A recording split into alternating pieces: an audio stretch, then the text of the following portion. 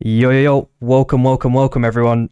This is the big tourney that everyone's been practicing for. Sprocaine's 1.0 tourney is finally here today. I am going to be joined by Mad Magical. They're just getting everyone ready in the lobby. We're nearly sorted. It's going to be 8 games of insanity with bans after game 3 and game 6. So there'll be 4 bans in total, 2 bans game 3, 2 bans game 6. All that practice from all those previous scrims is going to finally come, to its conclusion today. So, yeah, we just need to watch it unravel now. Yo, what's up, GPA as well, dude? I hope you're good, man. All right, I'm just going to get Magical in the call. Yo, yo, yo. Yo, yo, yo. All right, I got it all up and running. Awesome. Ready to go.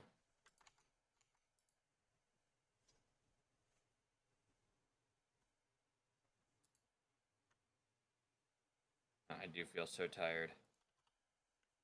And once the game starts, you should be good. Yeah, I'm going to get the stream together set up. I almost forgot about that.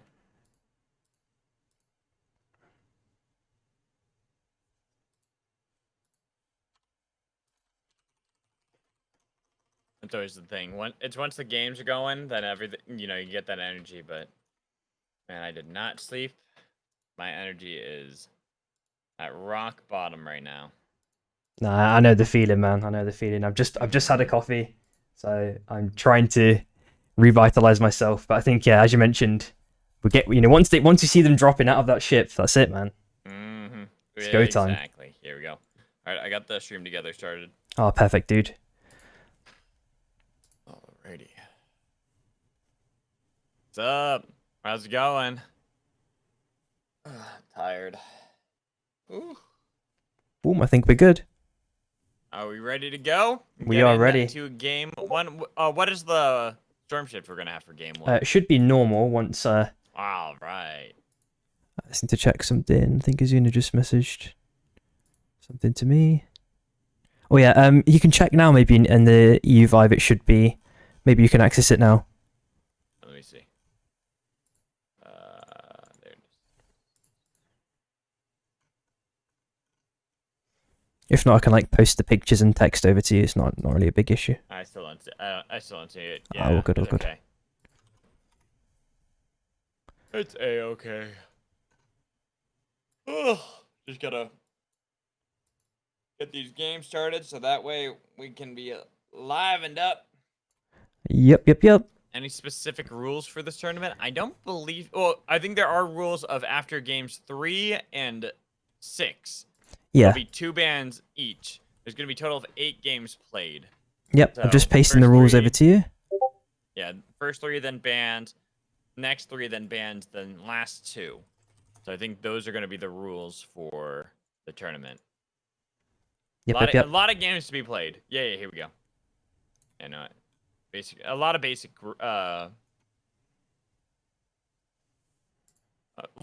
rules, essentially. Exactly. Nothing right, we do have a full lobby though, so pretty much ready. Hey.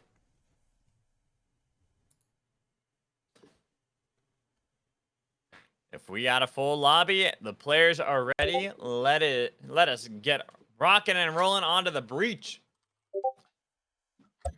Yep, just need to change something. There we go. It's there we normal. And just make sure everything else is good. 1 second, just go down to the rules real quick to make sure there's nothing I'm missing.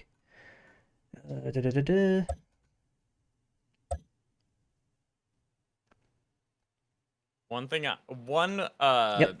style I want to try for a tournament one day is and this is something I was trying to get Relic behind, but he wasn't really feeling it. So what it would be is game 1, everything's normal. Okay. For game 2, whatever team is first eliminated gets to ban a hunter. Okay. So they choose the ban. Then the next game, that ban will stand, and then the team that got last place in that one will then get a ban. And then you go to the next game, and that continues on. It wouldn't continue on indefinitely, because obviously then it would be bad. But after you have 3 hunters banned, then the oldest hunter will be unbanned. So whatever team gets last place could reban them, or let that go through and ban something new.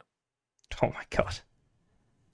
Yeah. But the thing is, But now OC's like, people just into ban, but that's the thing. You're then losing points. You're getting nothing for it. So you're sacrificing a game in order to get a ban for the next one. So there is strategy in it, but you're sacrificing a lot for it. But that's just my, it's a wild one that I want to try one day. Anyways, Samir, here we are. We're getting ready for game 1 of our Sprocaine tournament. Zuna and Sprocaine getting this set up for us. And we are loading up onto the breach. It is going to be normal weather to start us off. Exactly. And man, I'm super excited to see like what these teams can come up with. You know, what they've been cooking the past couple of weeks. It's all coming to fruition now. You know, they're now presenting their plate.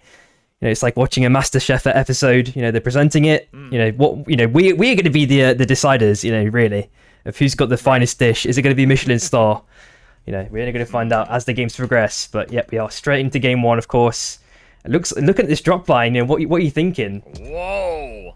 See, at first I'm like, oh, it's so northern for the drop, but then you look at the circle and it's so much to the southeast that it still makes it so the drop is right over the dead center, right over heart instead.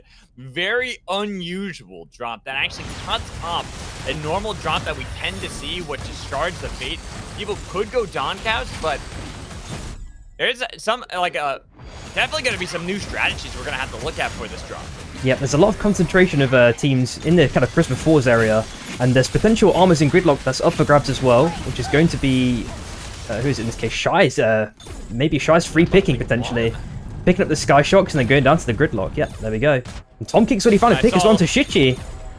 Ooh, nice. Shichi already going to be taken down, waft down a flare, looking for an early revive on Shichi. But here's Tom already playing aggressively, throwing out some boulders. Making sure to stay away. Volcanic Crusher doing a lot to Lasmold and getting Shichi low as well. Here comes Orlando. Oh, no. Looking to take down Lasmold, and then Shichi trying to put down some suppressive fire. But unfortunately now Lorax is caught out in a bad spot. Has to get back over to the track while Orlando's might want to chase him. Keeping him at bay, getting a lot of damage, and the chains were too far away for Lorax to get away. Oh man, that's such a sad outcome, and especially losing tempo in the early game can be very, very punishing. But I think they've got enough time just about to recover. Hopefully find some sort of free buy-in once they get that res off, and start farming up again. Circle. What a weird game 1. This is supposed to be normal weather as well. And I just saw that too. Already getting the base camp boxer here for drop here at Ion Acres for SB. Exactly. And I'm just about to say, yeah, it might be normal weather, but maybe it's normal British weather, which is just all over the place, you know? Hey, I had to say it. And I'm looking at how everything else is playing out. I wanted to even mention that Three Little Pigs, their strategy of going for Cold Fangs uncontested here in game 1. So they're going to be really happy with the gold that they get from Cold Fang to bring out into the circle. And the circle continues to favor them because it's kind of focused down there towards Enshrined already. Exactly. And there's a long passage for about 3 to 4 teams to make their way into that next circle. And that's where the trouble might start erupting. I think at the minute, because it is of course tournament format, everyone is playing way more safer than they typically would in scrims. Apart from that, first little fisticuffs we saw in Prisma 4, so everything is calmed down a lot more. People are trying to farm up wherever they can. Any last little mobs or any vaults they can grab. There we go. And even Waft, they had the bad fight against IDK, yet they're fine. They're able to get back up. Farm out in Scavenger's Bay. Might be a scavenger's run for them, but they're going to be perfectly happy now because they actually were able to get some of that experience. But we go over into the machine and risk fight against the Shies. Shies send Dracos off running. Calcio could not get the chains themselves to be able to get away with that grabby squid. He's going to be the target, putting up the shield, trying to get away. The Rebel might have gotten enough attention with the Sky Shark. Dracos as well hops onto the bike, tries to crash onto Yasir, but Yasir gets a lot of damage on Dracos, who has to get the shield, and then they get the spike with the help of the Sky Shark. Risk beating out the Shy on that one, despite the gold armors they wear. They end up losing one of their players. Oof, that's a really awkward outcome there. And I've just got a message that we might potentially need to reset, but I need to confirm things with Izuna first. Some quick chat. 1 second.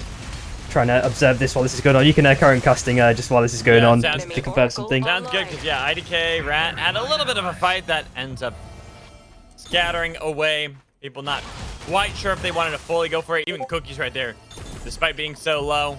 Gonna be perfectly fine getting out of there alive.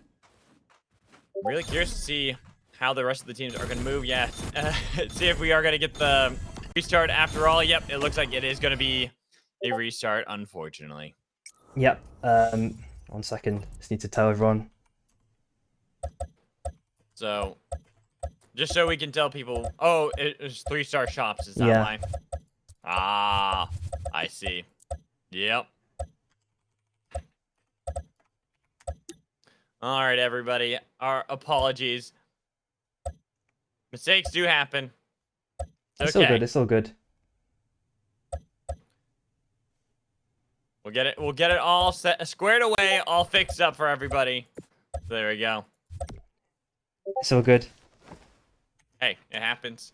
Now we're here. We're getting into the next game. So unfortunately, Tom, losing out those 5 kills early on. That's gonna be the big tragedy there. I feel bad for Tom on that one. You're doing well to start off the game. Of course, Chips.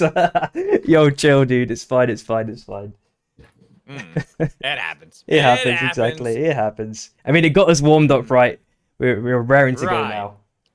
That's all we needed. That was, she did it for us. You know, that's what we're gonna go with. Yeah. Just blame it on me. It's okay. I'm tired enough. I don't care. Nah, you're good. You're good. I didn't get. Like I said, I've been up now for 23 hours, going on almost 24 at noon. Oh my god. Yesterday. Insanity, dude. And then I'll do this. I'll do NA. I'll go check out my wife. Then I'll finally go to bed, maybe like 8 or 9 o'clock tonight. How many like more than 24 hours have you done in the past? Like various different events or anything? Oh, several. Several. Which one was the worst one? From your memory? Probably when I did Twitch Rivals. Twitch Rivals, okay.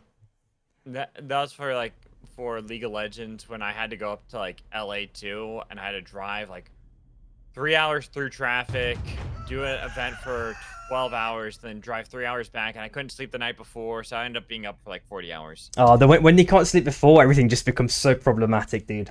Exactly. Hey, I still crushed it. Yeah, I mean, still did a good job on it. It's one of those things where like I crashed. Oh no, like the anxiety's that high, and you're just like, to me that's what keeps me awake if it's the day before and it's something really important. Yeah.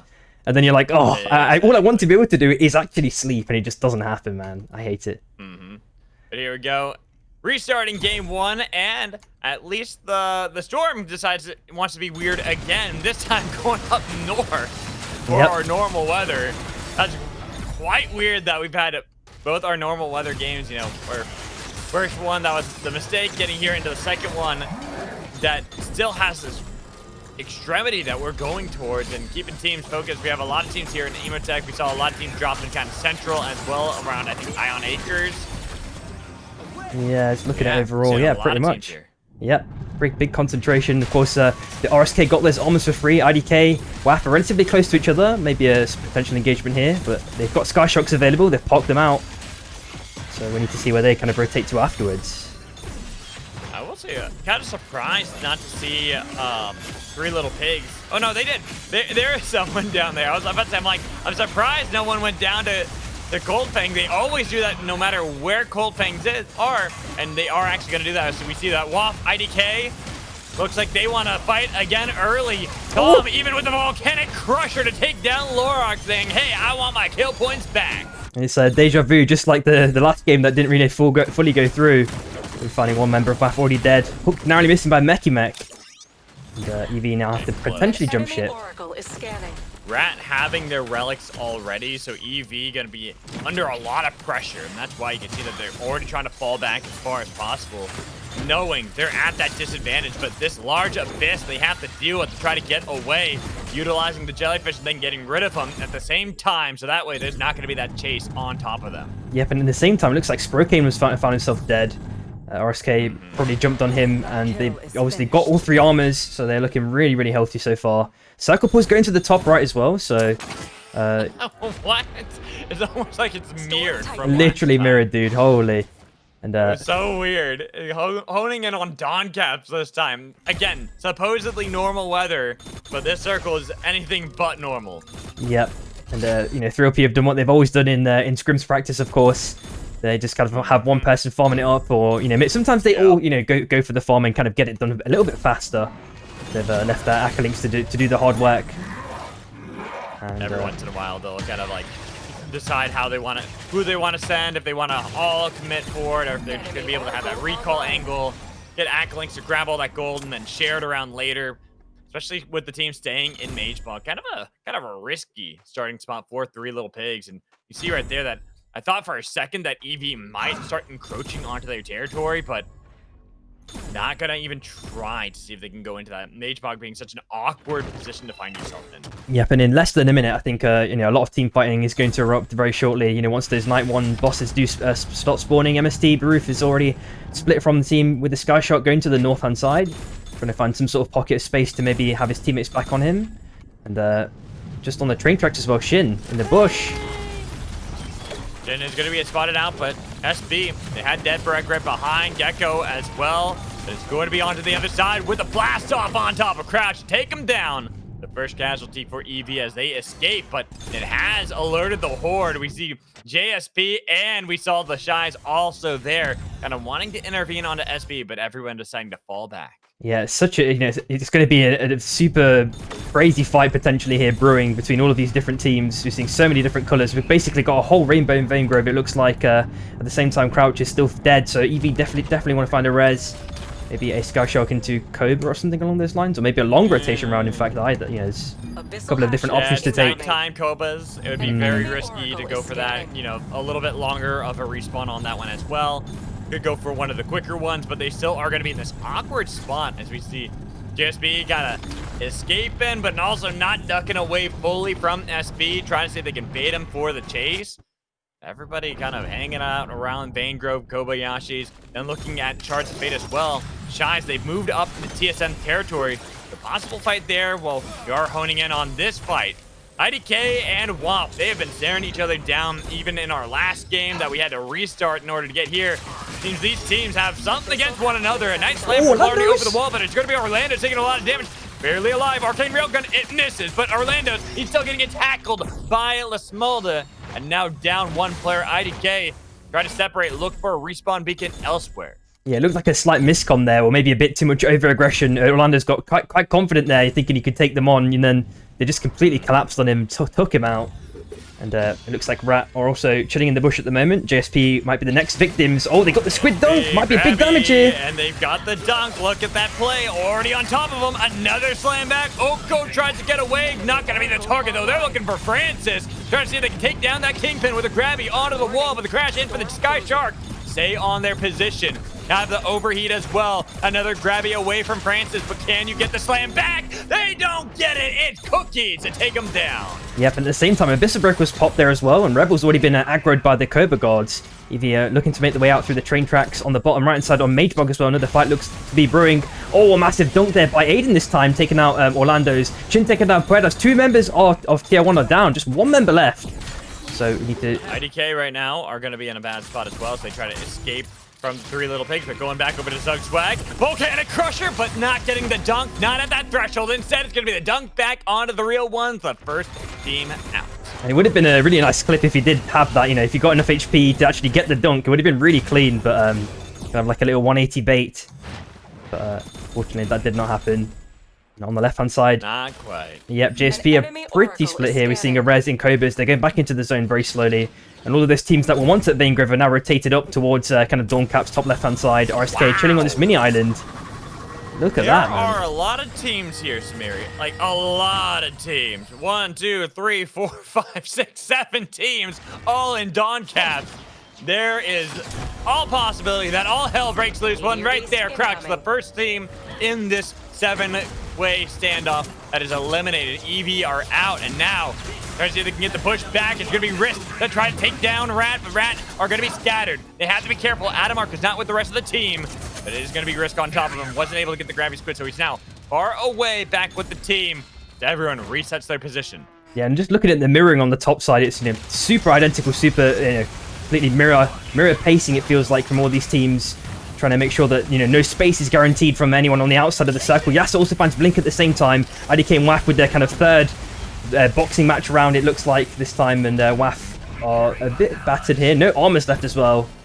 And Tom is really looking to get some poke in. Is it third one of this game, or is it just third one in general? I feel like they've gone like 8 rounds at this point if you count the last game. They've just been duking it out over and over again.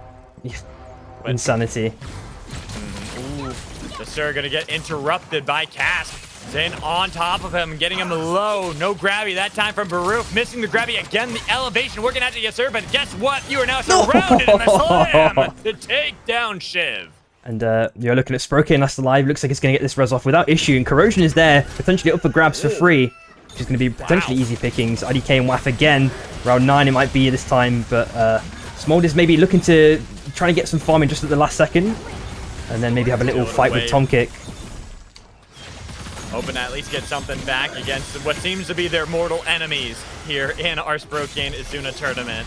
Not going to be able to steal everything away while we look at this huge standoff in the Dawn Cap. All these teams still nearby, yet we haven't had that full chaotic moment just yet. A couple of scraps here and there, but everyone been a bit tepid on looking for these angles. It was Theo who actually had the grabby right into the middle of Mist with the slam back from the Dragon Slam with an Abyssal Breaker. Casco pushed away, even with a B-bomb place. Whacked it back to get a lot of damage, but nothing that will stick. Yep, so, you know, infinite value there, you know, provided by Oath with the Squid movement as well. Obviously blocking the Bebo ult as well, which is really good. And at the same time, WAF and Shy this time having a little fight. Sprocaine getting knocked away just a touch. And Lorox actually singing to Hachi. Got the face steel chain. He's going to have the extra momentum. Hachi tries the punch. Pops the ulti as well. And looks like Lorox is going to be able to get away at the last second. Hachi the same as well. There's a problem. IDK, they were down to the south this entire time. WAF forgot about their mortal enemy. They're focused on a different team. Now they've been separated because SB were able to get the casualty while they pushed back Shy. WAF still alive, but they're down 1 for all. And this Meteor Beast is down below half. Yep, and it looks like no team is touching it at the minute because, you know, that's definitely going to start, you know, raising eyebrows to go for that pickup. And a nuke's actually being dropped there. So that's going to be the ever important thing. Who's going to get that last important hit? Looks like WAF did take it, I think, if I'm not mistaken. No, it was Shy. It was Shy, wasn't it? It was SB. Gecko was able to get that. I saw the icon go over Gecko. That's the only reason why I'm pretty sure it was there. Of course, it's hard to tell, but Usalon getting a lot of damage out of Yasir. A nice blink back from Shin. Oh, I know you were right. Yeah, I think it was. It went over to Shy because it dropped right there from the death box. Exactly, so yeah. Definitely was the Shies who got it. And it's also because I think someone had in full perk slot. So when it's full perk slot on a soul drops, it will drop on the ground if they have a full inventory of perks. Like it's really hard to tell sometimes. Why Gecko was able to pick it up then. Yeah, that would explain a lot. All right, here we go. IDK, Dragon Slam, putting down the Shock Trap drone and trying to get the push back. They're going to be able to get down Shen, and now Gecko crashing in with the Sky Shark, but Orlando's on the other side. Got to be careful with the anomaly. Shen will be back on their feet. Not going to be able to have this fight right now because IDK have been separated. Quanting's a little bit too low, trying to get back with Tom Kick, but now the Storm is wailing onto them, doing a bit of damage as they slowly push their way back into the circle. But Gecko tries to make it impossible for them to escape. They are surrounded. Their Tetra form not working out too well for Tom Kick. He's going to die to the hammer. The might from SB as now Orlando's is gone. It's only Clarny alive, but he's going to be crashed. Gecko continuing to chase back on the pole. That Dragon Slam does nothing. The Abyssal Breaker trying to break down Clarny, who's into the jet stream. 6 monkeys trying to separate, but now he's barely been able to get away. But it's a blink to have the RKO on IDK, and then look to push back onto SP with 3 little pigs pushing in from Mage Bog, getting damage onto Gecko, missing the grabby, landing the Volcanic Crusher. Tetra form actually keeping 3 little pigs away from the fight, so SP will barely be able to get back to the shop boat, and they might be able to get out of this fight completely alive. Yep, and that was such an extended chase that SB, you know, did there to take out IDK, and TSM obviously taking out the last member. And it looks like the fight is not stopping through up here, and I can get a massive chain dunk onto Theo, already found dead super quickly. But the hook onto the Wisp is going to guarantee that surely he gets back alive. But Acklinks is looking to potentially chase this one out. How many LMBs is going to throw in, but actually, before he actually full sends it there, the Vortex Charm narrowly misses, and TSM basically fully recovered there right at the last second. Cask also last life for MST. He's managed to scurry through and maybe find a pocket of space somewhere, looking for another res beacon or a crown. There is one on the north side we do see in that new circle. There are 2 res beacons that 3 actually that teams could use. Shy are on one of them. curious to see if any teams are going to try to contest that. If we do see the fight on the JSP, and that is an elimination squad wiped out by the Shies. Oh, super unlucky. And one thing I was going to mention with IDK going out there is like they just hesitated really long. But obviously, Shin was obviously found dead, and then they just sat there and waited. And then the circle was already closing in, and it was already, became quite a punishing matter for them to kind of stay any longer with them being half HP. And then for some reason they just stayed there, and then they paid the price pretty dearly for it. Feels like a kind of maybe a miscomm or maybe some counter calling going on there. Yeah, I did see that as well with the tree. That was really weird with the squid. Yeah, that's exactly. I saw Grabby land. I'm like, uh oh, here goes the fight. But then the tree blocked it. So wow, get a little bit lucky, a bit fortunate that Calcio could not continue to chase that Grabby squid, could not go through the tree. While Dracos does get a nice slam onto TSM.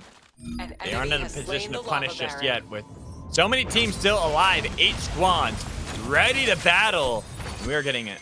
Barely any real estate, looking at how much of this we're going to have at play. Yeah, it's going to be, if E-Plats are bought, it's going to be Omega value, I reckon. On the south side, we're looking at a bond cap as well by 3OP. So if it does pull to the south side, they're going to have an extra bit of vision and potential safety as well. But we know that as well at the same time, nukes are relatively abundant for these top players' inventories, which potentially could change the score here. Hook narrowly missing by Meki as well, but Deckbreak does get the punch. Cookies goes in with the dunk, and Adamov with the Abyssal Breaker. Gecko potentially stuck between these walls. That was a great Tetra form from Cookies that actually had broken up the fight and gave them a moment to regroup and re-evaluate this situation. So now they can push back onto the Stormbreakers, but interrupted on the Mega Avalanche, and now the Fusillade from Shin. The Stormbreakers breaking open the rats as they have separated them. Cookies trying to get out with the Gravity Squid, but he is going to get continually chased. Even with the Rock Wave, is it going to be enough to get away from the danger zone? The Stormbreakers bring as they break it open, looking for Gecko, the last one to fight up against Meki Mech, but now the rest of SB will show up to back him up. Meki Mech has been pushed over the abyss again, but here's Shin to make sure they take out the rats. And unfortunately, yeah, that is one of the kind of the premier teams unfortunately outed early, but that's just the way the game goes in a Battle Royale game, of course. Your favorites aren't ever going to last right until the end. At the same time, we're looking at Baruf as well. He's been pretty bruised here. We know that Cooper had Kask had the res not long ago with the crown. And now they've already lost Kuba again. Dracos also fighting for his life, last alive. He's playing Wukong though, so should be fine in the Abyss. He's one of those, premier dunking characters, can normally get a kill, in the most unexpected circumstances. But MST, they're playing with a very, very small amount of space, but having Cass there is just going to provide them with infinite value. Bebo value. It's always going to be useful when you have these large abysses are at play, but the Shies, Hachi, gets jumped on by TSM, and now WAP, they jump over that peninsula, but this is not safety for them, as they have to separate. We see that Draco's right in the middle of it, tries to get away with a 6 Monkey Strike, barely going to be able to avoid some of the attention, because now 3 Little Pigs with the Tetra form onto Shen, but Shen gets back. Now they're trying to see if they can blast back into the back line, but it's going to be Denberg separating the fight, getting the blast back onto Acolytes to take him down, while Gecko, he survived the storm. He pushed back with the rest of the team, and they can look towards the 3 Little Pigs, who have to see if they can get out of this one. They need that respawn. They're down Acolytes, but they're not down out of this game. Yep, and they have enough money to get some decent purchases in. We also seen Dracos just perched on the tree at the moment. Deathbreak looks for a punch onto Shroom. He's successful with that. The Dragon Breath rounds might be open for picking if Shroom does die. Dracos, he actually goes for it potentially. I'm not sure. Trying to get the extra kill point. Got knocked down. I got you. Right there. I saw the blast back. The Satchel was able to take that down, so now Dracos, he's down back onto that little island, barely surviving. Shroom is here as well, but back onto the pool, and is taken down by Shroom to eliminate Risk, leaving 3LP in the middle of a fight. SB on one side, WAP on the other, but WAP, they are battered as well. They are down 1 player. They've got to be cautious on how they approach. And SB, 3LP have just stuck the res. Hopefully they're going to be successful with this. Shroom looks like he's going to be the fall guy right at the last second. Acklinks is back up, trying to get a dunk. Bit of reinforcements. Aiden pops the ulti. And now only one. It's Aiden left alone trying to get back, but it is the Monkey. One of the best of it, escaping any situation. E-Plat as well. The Smolde pushing him off of it, but he's on the pole to try to escape. Dragon Slam to make sure that he has a little bit of extra time. But now that TSM have entered the fray as well, it might have given Aiden a little bit of a reprieve. Putting down 1 more E-Plat to survive a little bit longer. Yep, and the nuke's also been dropped against TSM. They're looking super healthy on armors. Aiden was just maybe looking around, seeing what's on the north side. As well on the bottom left-hand side, looks like Cask found Shichi as well, so Waffa being split up now. They're going to lose this bonfire as well, which could be really, really bad for them. But the crown pickup! They got it! Dunk from Aiden, and he got the crown proc immediately from it, so that into the game. 3LP are alive, but WAF, they are as well. They had that respawn beacon. They were able to get themselves into this game. Look for the chain. Do they want to pull it? Decide to go for it onto Mist, but Mist will go over the ledge into the abyss to stay alive. Yep, and SB are just waiting patiently. They have the circle favoring them for that next one. We're seeing a crown on the bottom left-hand side and a massive fight potentially unfurling between 3LP and WAF this time. We're seeing TSM slowly walking down as well, potentially. WAF have maybe found a little pocket space on the left-hand side. They're going to be successful. Nice. Ooh.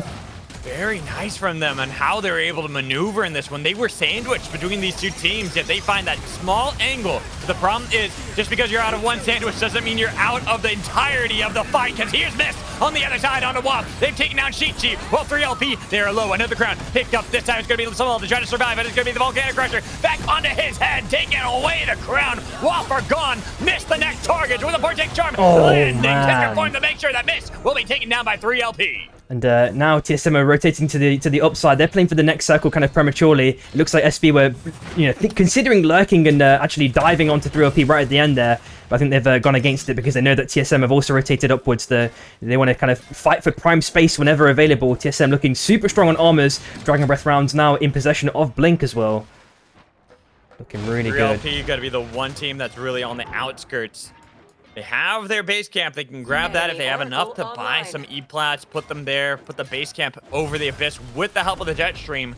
Could give them maybe some land to play with, because right now it's not looking too friendly towards any teams. Even for these teams that are in control of some land, these are small islands in comparison.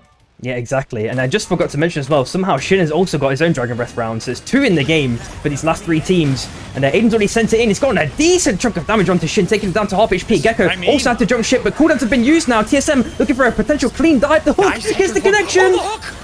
Nice land, and with the second win, they try to keep Acklings alive, but he has been taken down. Even with that transfer from land for 3LP, it's about to go away beneath their feet. They try to get the slam. Another pull this time on SB with a dunk on the Shin. They're down a player. Do they want to get the fight, though? We see that 3LP, they push in from the north. They try to pick up the crown. Now can they get out of here and find the dunk? These low islands, they aren't looking good for SB right now with TSM waiting for the zone to push them into the circle. They decide to go a little bit early to gain control of the one bit of land that will be inside of the circle still. Yep, and E-plats are going to be like the godlike economy that every team wants right now. SB hopefully have at least another E-plat, because when that next circle goes in, as you mentioned, there's into that little ledge basically that's left as solid ground. And obviously with KPs, there's going to be, lots of free grabs coming in. If Gecko's shield does get downed as well, there's potentially lots of openings for TSM at the same time. 55 seconds roughly left for Aiden on his crown. See who's going to get a cheese dunk maybe. It was definitely looking for it. Deborek pushed back to the E-plat, but E-plat is gone. Now what land do you have left, SB? They're looking for the dunk. Perfect placement for the damage. Ackling's back in the game. They make sure they play off the crown. Deborek is down. It's going to be Gecko getting the last little bit of land onto the north side, trying to get away. But now you have to push back. You have to get the grabby squid. He's on to the other little bit of land. Can't pick up anything. It's going to be 3LP with a Volcanic Crusher coming in from TSM. A lot of damage. They're pushed back over the abyss, but Ackling survives. Aiden's still in the thick of it with Shroom, trying to get the second win to survive, and he has to go for the 6 monkey shark to be able to get away. Now it's Blink. Double dunk! Blink for TSM. Finding the perfect play to eliminate 3LP. Just Gecko is left, and he has got nothing on TSM. Another attempt at a dunk, but guess what? TSM are firmly in control. Gecko's got nothing left to play. No land, no hope. Just one death box left to try to see if he can maybe get something. Oh no! Right back in. TSM take game 1. That double slam there was insanity, man. It was just somehow all the clones were just it was one hive mind there. They got the dunks. That was it. Sealed the deal. Oh, really clean play there by TSM. Really well done from Blink as well. Just heads up on making sure he had the 6 monkey strike already out. He was able to get that little bit of extra distance. Got the Dragon Slam to land. Eliminates 3LP, so then they can just focus on to SB. Clean game for TSM to take game 1. Wicked stuff. All right, we'll shortly be heading to game 2 as well. The next Storm Shift is going to be Bullet Trains. Your favorite. Ooh, here we go. Yep, we got it ready. Oh man. All right, I will say this is what I love about Supervive. Is like I'm tired. I haven't slept in over 24 hours. I have had a lot of bad days this week, but one game of Super Vibe really just brings me into such a good mood. Like, damn. Great stuff, great stuff. So that's what you can hope for, man. You know, they should start selling it as like a an alternative to like coffee or something along those lines. You want to be woken up? Let's get a cast in of Super Vibe. There you go. Coursing through your veins. For me, that's all I need. That is literally all I need. Is just give me some good games, and I will bring that energy. I find it within myself to bring the hype every time, because these games just lean so much into it, you know? Yeah, exactly. You've channeled your chakras just ready for this one, man. You're ready. Mm-hmm. Oh, I'm so ready. I love this game. Like I said, it gives me energy. It gives me reason to yell it into my microphone. Oh man. Game 2, Bullet Trains. And I think one thing I'm still excited for to see with this game is like where they go with like storm shifts. Are they going to consider adding different ones again? You know, we lost a couple since 1.0, you know. So I have been oh my god! Whoa. Holy, how many is that? That's 25. Oh my god. Gifted subs. Whoa, dude. Cycler, holy moly. Sheesh. Oh my god.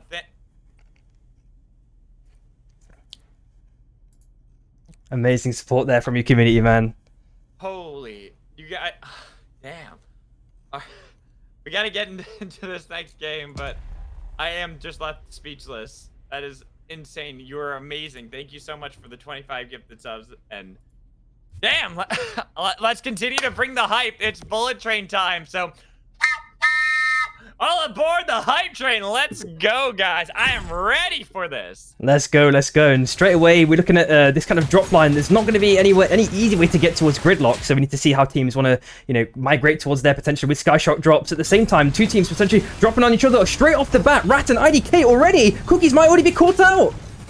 Cookies tries to get back, is overheating already, trying to do their best to feather this with some distance, with some movement tech, but Cookies, it's not looking too good. Orlando's already there. Volcanic Crusher! Cookies, there's no way! Holy hell, man! He just turns it right around, and Tourney is continuing this fight, but the boulders continue to get launched at IDK. Cookies turning around the 1v2, and now he's the one hunting, taking away some of the farm and making it impossible for Tourney to get level 2. Volcanic Crushers!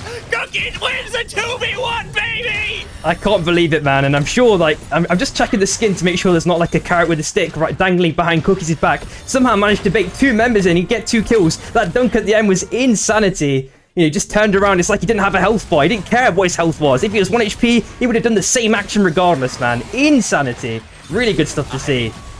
Seriously. Now we go up north. We see JSP. Francis is already down. IDK. They've been able to survive for another day. A good revive from Tom Kick up in Frag Isle that immediately nets them a nice dunk. And sorry, I just got distracted by chat for some reason. Streamlabs does not like Chipsa. I don't know what it is, but it just does not like him. It's all good, it's all good. At the same time, 3OP, they're doing a little bit of split farm. They're probably going to converge onto Enshrine eventually.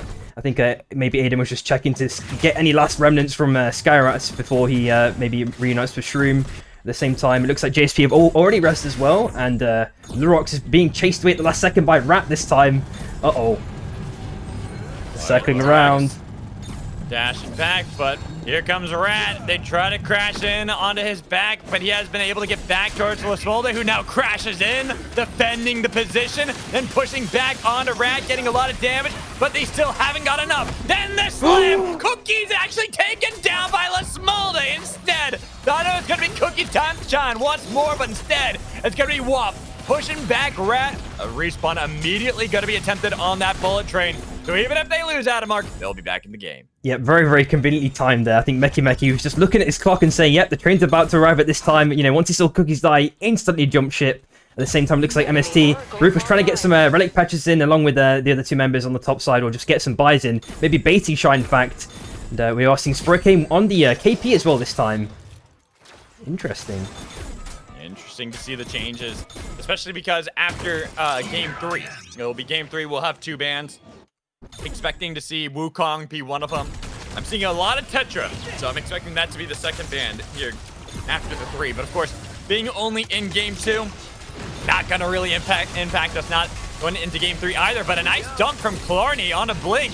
Our first place team from game 1. They get a lot of damage back onto Tourney. Punish him for trying to get that damage onto Blink, but they are still low. Blink has to be careful, and now Theo defending the position so they can get Wukong healthy and out of the fight. They want to retain these goals, but Volcanic Crusher from Dom Kick playing beautifully, but they've been able to get over the abyss back into the jet stream. Well, Orlando's does not want to overcommit, not onto Wukong. He got that Dragon Slam at the ready, hopping from tree to tree like George in the jungle. But he has to be careful on where he's going to go. He's got to juke Orlando and not get dunked just like that. I'm not sure why he really turned around like that, because I'm pretty sure that none of them had any health pots there to try and get the health back up and kind of stabilize the fight. And if you're in that scenario, I think you have to really just completely jump ship there. At the same time, actually getting a decent sized punch onto Waff, but they've pretty much recovered that one instantly. At the same time, there's a nice little arcane railgun by Shichi. Nice little dagger back at the last second, but Lurok sends it onto Yasa, getting into half HP, and now Shy looking pretty battered here. Yasa has to take those win rings at the last second. Punch? Oh my god. What a punch there from Hachi. Immediately turns that back around onto Lurok. He thought he had that position while Shichi does at least get retribution. It's a 1-for-1 trade between the two teams. Not going to be the best position for either of them. That's why you see Chai immediately making the call for the heart.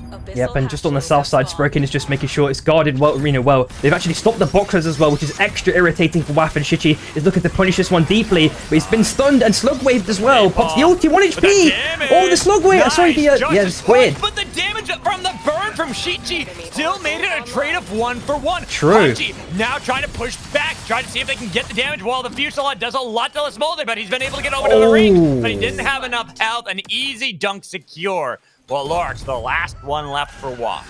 Yep, and things have calmed down again just for the moment, but Lurok's definitely is looking a little bit rough in respect to trying to find a safe res. There's probably one maybe or two to his north that you could maybe go for, but we do see a 3P just in 9 acres just to the left.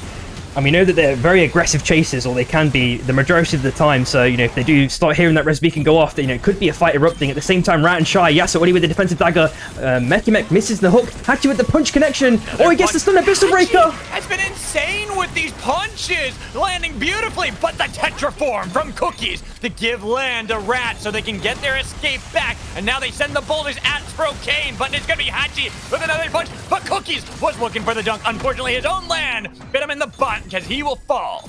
And I think he ideally needed some reinforcements there from his team, but I think, as you mentioned, the way that the land was terraformed there made it really, really difficult to kind of maneuver around for the other members. They'd already used the majority of their dashes, and then by that point, you're kind of out of source. At the same time, it looks like Ice is already quite bruised here. Levi is just standing, maybe guarding his cover temporarily while they try and reset if possible, but the hook comes in, a predictive one, kind of overshoots it quite far. There's also a slam that doesn't do too much either, and Ice is left with 1 HP, manages to make it away. Has the rings, and might even have the bullet train that he can hop onto to try to revive the team, but we go over into Kobayashi's 3LP, missed. We are getting close to, well, I'm not sure exactly what time and how close we are until it's going to be nighttime. But yeah, oh, yep, here it comes. I was about to say, I'm like, I know it's close, I just didn't know how close. I was almost right. Now Tetraform has been put down, this time by Acolyte with the 6 Monkey Strike. Volcanic Crusher on to Ghost. They had the damage on to Kuba. Kuba now separated from the rest of Mist. That's why 3LP, they try to strike, but they've been able to get back and cast. Should be able to keep him alive with a little bit of land that he can create, but there's another fight that was brewing. Grisp were already into the north. They were able to take down Cast while SB, they pushed in from the west into the fight. Into Kobayashi's getting on his Shroom, but he hover wings away. Blast up trying to chase him, but they've been able to escape until Acolyte and Shroom fall simultaneously, leaving only Aiden alive. Going out of the south part of Kobayashi's. I mean, those evasive measures by Shroom were perfect there, but SB just had the perfect angles to kind of just chop them into pieces. Aiden obviously lost alive, and RSK did come back down again. Looks like one person's been aggroed by the town guards. Hopefully they can make it away. Calcio completely split from the team, unless the train takes it into pieces. Uh-oh. Not quite. That's a lot of damage, though, on to Calcio, so that's going to be the first casualty. Risk. Now taking that risk out of here and trying to get out alive. Aiden will fall 3LP, our first team eliminated in game 2. That's a Oh, no, the second. Sorry, yeah, second. Yeah. No worries. At the same time, TSM and Tier 1 having their little fight on the top side. Looks like it's just poke for the minute. Not too intense. TSM ideally need to get those armors repaired on the Forge, which is conveniently above them. So hopefully if they just wait a little bit, they can get those resets in and then maybe look towards Tier 1 or something along those lines. At the same time, EV starting to, I think it's auto repair if I'm not mistaken. There we go. Yeah, it's auto repair. That's up for grabs. EV looking to take this one. They grab it for free. Yep. Yeah, they got it.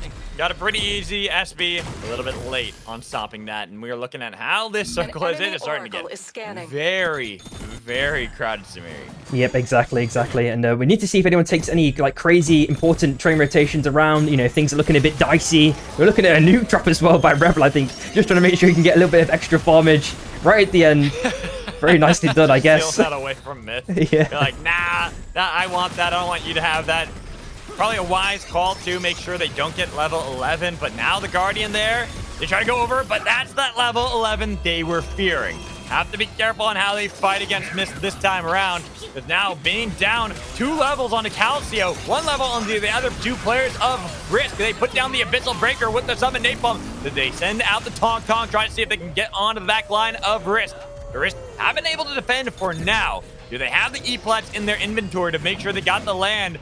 Does seem that they're just gonna get out of there and go to that little island down south. Yep, and it looks like another fight has already started. Wow. Oh my god, it's getting crazy already. Cookie's already found dead. And there's already a bomb stuck as well onto Adamok at the last second. He's found dead as well. And Rats are unfortunately outed. This is their very, very ugly third there, it seems like, as JSP, where I think the initiators of the fight potentially against their Rat.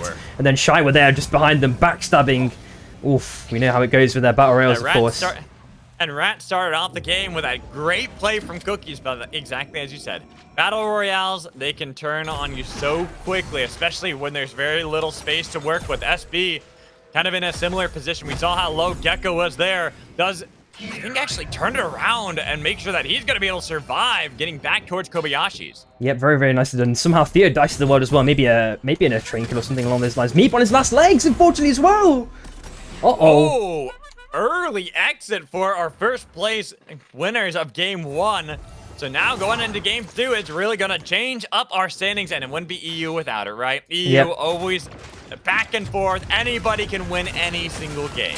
Exactly. It's very, very tight, but especially you know, in the early days when people are not playing. I think one of the things that's potentially a bit not problematic with tournaments, but it's just I guess it's just the nature of battle royales as well, where you know one team has a big lead and then people start to play slightly differently around them, and it can affect it can definitely affect the game scores. You know, there's sort of that sort of external mentality that feeds into the game as well, of course. So now looking at our teams that remain 8 still alive here as we are getting this circle.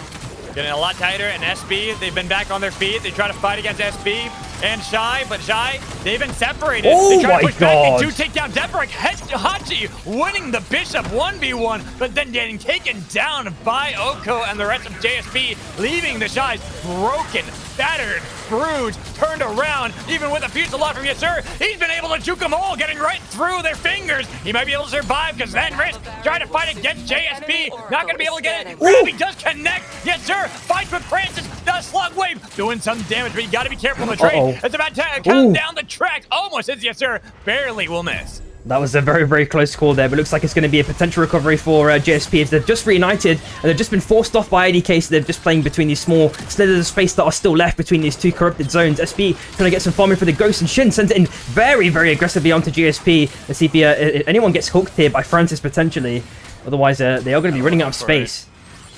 Putting down base camp. Vision control back and forth for the 2 teams here around Vane Grove. Nuke as well to keep SB away, so they're going to have to look more towards the northern spot, while JSB, they know there's so many teams down south. Shy, they've been able to form back as a full squad. Useless popped by Yasser. Maybe worried that someone was going to jump onto his position, but that's going to be a cooldown now burn. Yep, and I think, oh, can he get the mantle?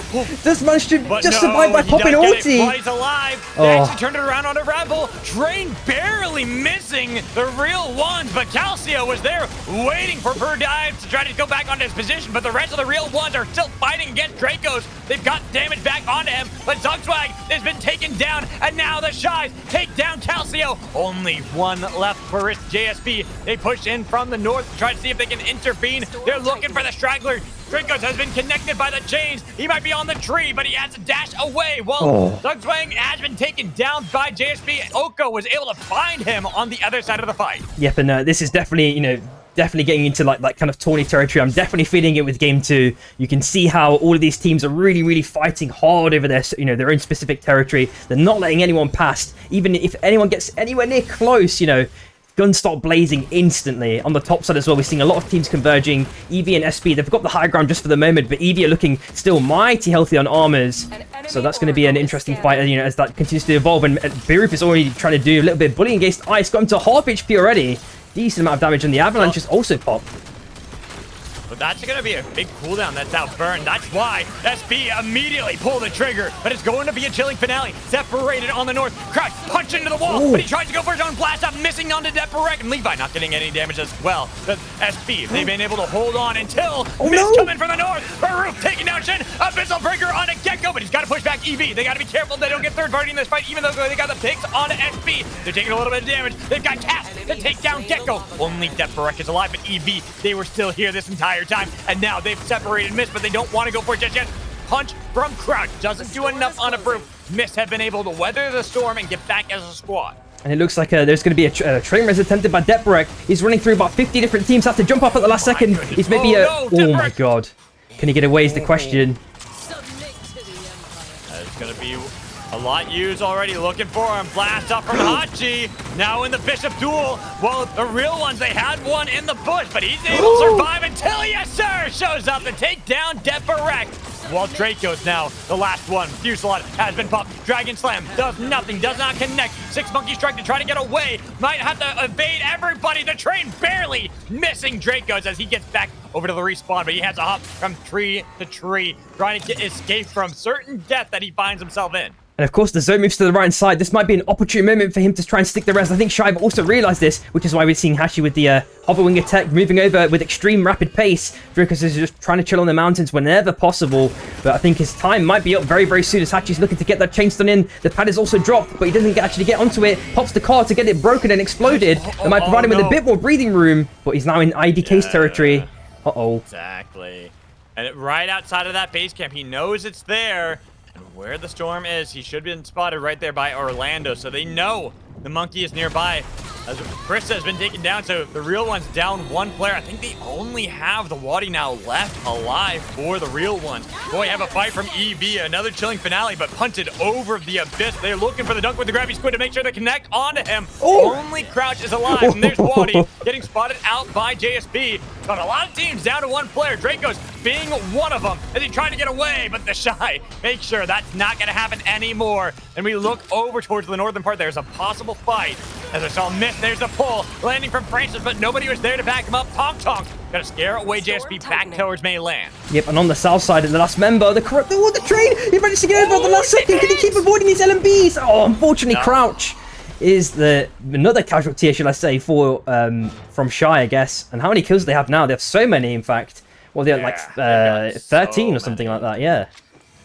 13 kills in this game. Definitely gonna be racking up the points from this one. Well, we see IDK even a bit quiet in this one. Another fight. This time it's on to JSP. Francis has been taken down. Here comes the train to make sure the Wisp is gone. And now with the dunk attempted, not gonna be able to connect on it. Not at the 70% threshold for Oko. But here's IDK. They're playing aggressively now. They saw their moment to strike, but they weren't able to get enough damage onto Shive to take anyone down. Only Sprocaine is gone from earlier. Oko, he's going to try to escape danger as well. Well, we did see the real ones manage that respawn in the abyss and in the storm, but it is going to put them in a bad spot. Only the Wadi is left alive. Well, we see that JSP have picked up the crown. They could maybe get the dunk back and bring back the team, missing the chain, but it's going to be the Wadi. He wants to turn it around himself, but being alone, Wukong and no armor, it's going to be too risky. Yep, and at the same time, actually gets outed as well. We knew that they were on the E-plat not long ago, but then the circle closed in. Maybe their E-plat expired. IDK were maybe pressuring them. There's an amalgamation of different reasons why they probably died there right at the end. They were looking so healthy in terms of kills and somehow lost that lead. At the same time, there's another res attempt on the left-hand side. I'm pretty sure I heard. I think that one was successful as well. It was the B-bomb yeah. out in the Vis. So was able to get Francis back. All three have all players ready for the fight, but Grabbies from Mist, and then IDK, the patient game is working out. They found Francis, and now they've got the fight. They're sending boulder after boulder, launching it over at Brawl, but now he is going to be the target, taking it right in to the train. Baroof is gone. Oko is gone. As two will fall, leaving only Mist 200 and IDK left. And Cask has just picked up a crown. They're going to have to play for the next circle as well, which is going to make things an extra bit difficult. But we know that Cask has pulled it off numerous times before on this Vivo. They're going to try and find any sort of space where they can kind of rotate around. But IDK are trying to split up just temporarily, trying to cover any ground. Res has been dropped as well to try and, stick the res that way. But I think it looks like Kuba might be dead very, very shortly. Oh, the train! And then he takes him into the train with his tongue.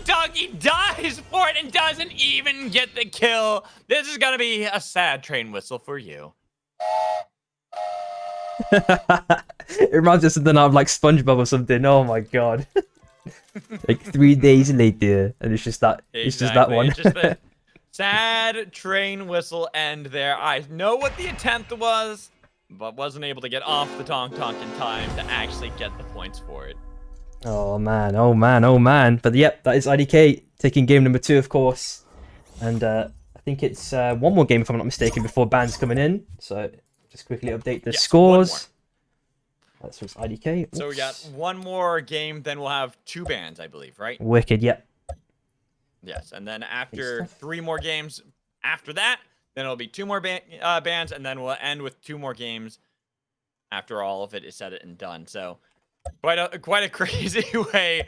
Well, I exactly, Cask. I saw what you were aiming for, but yeah, you just weren't able to hop off in time.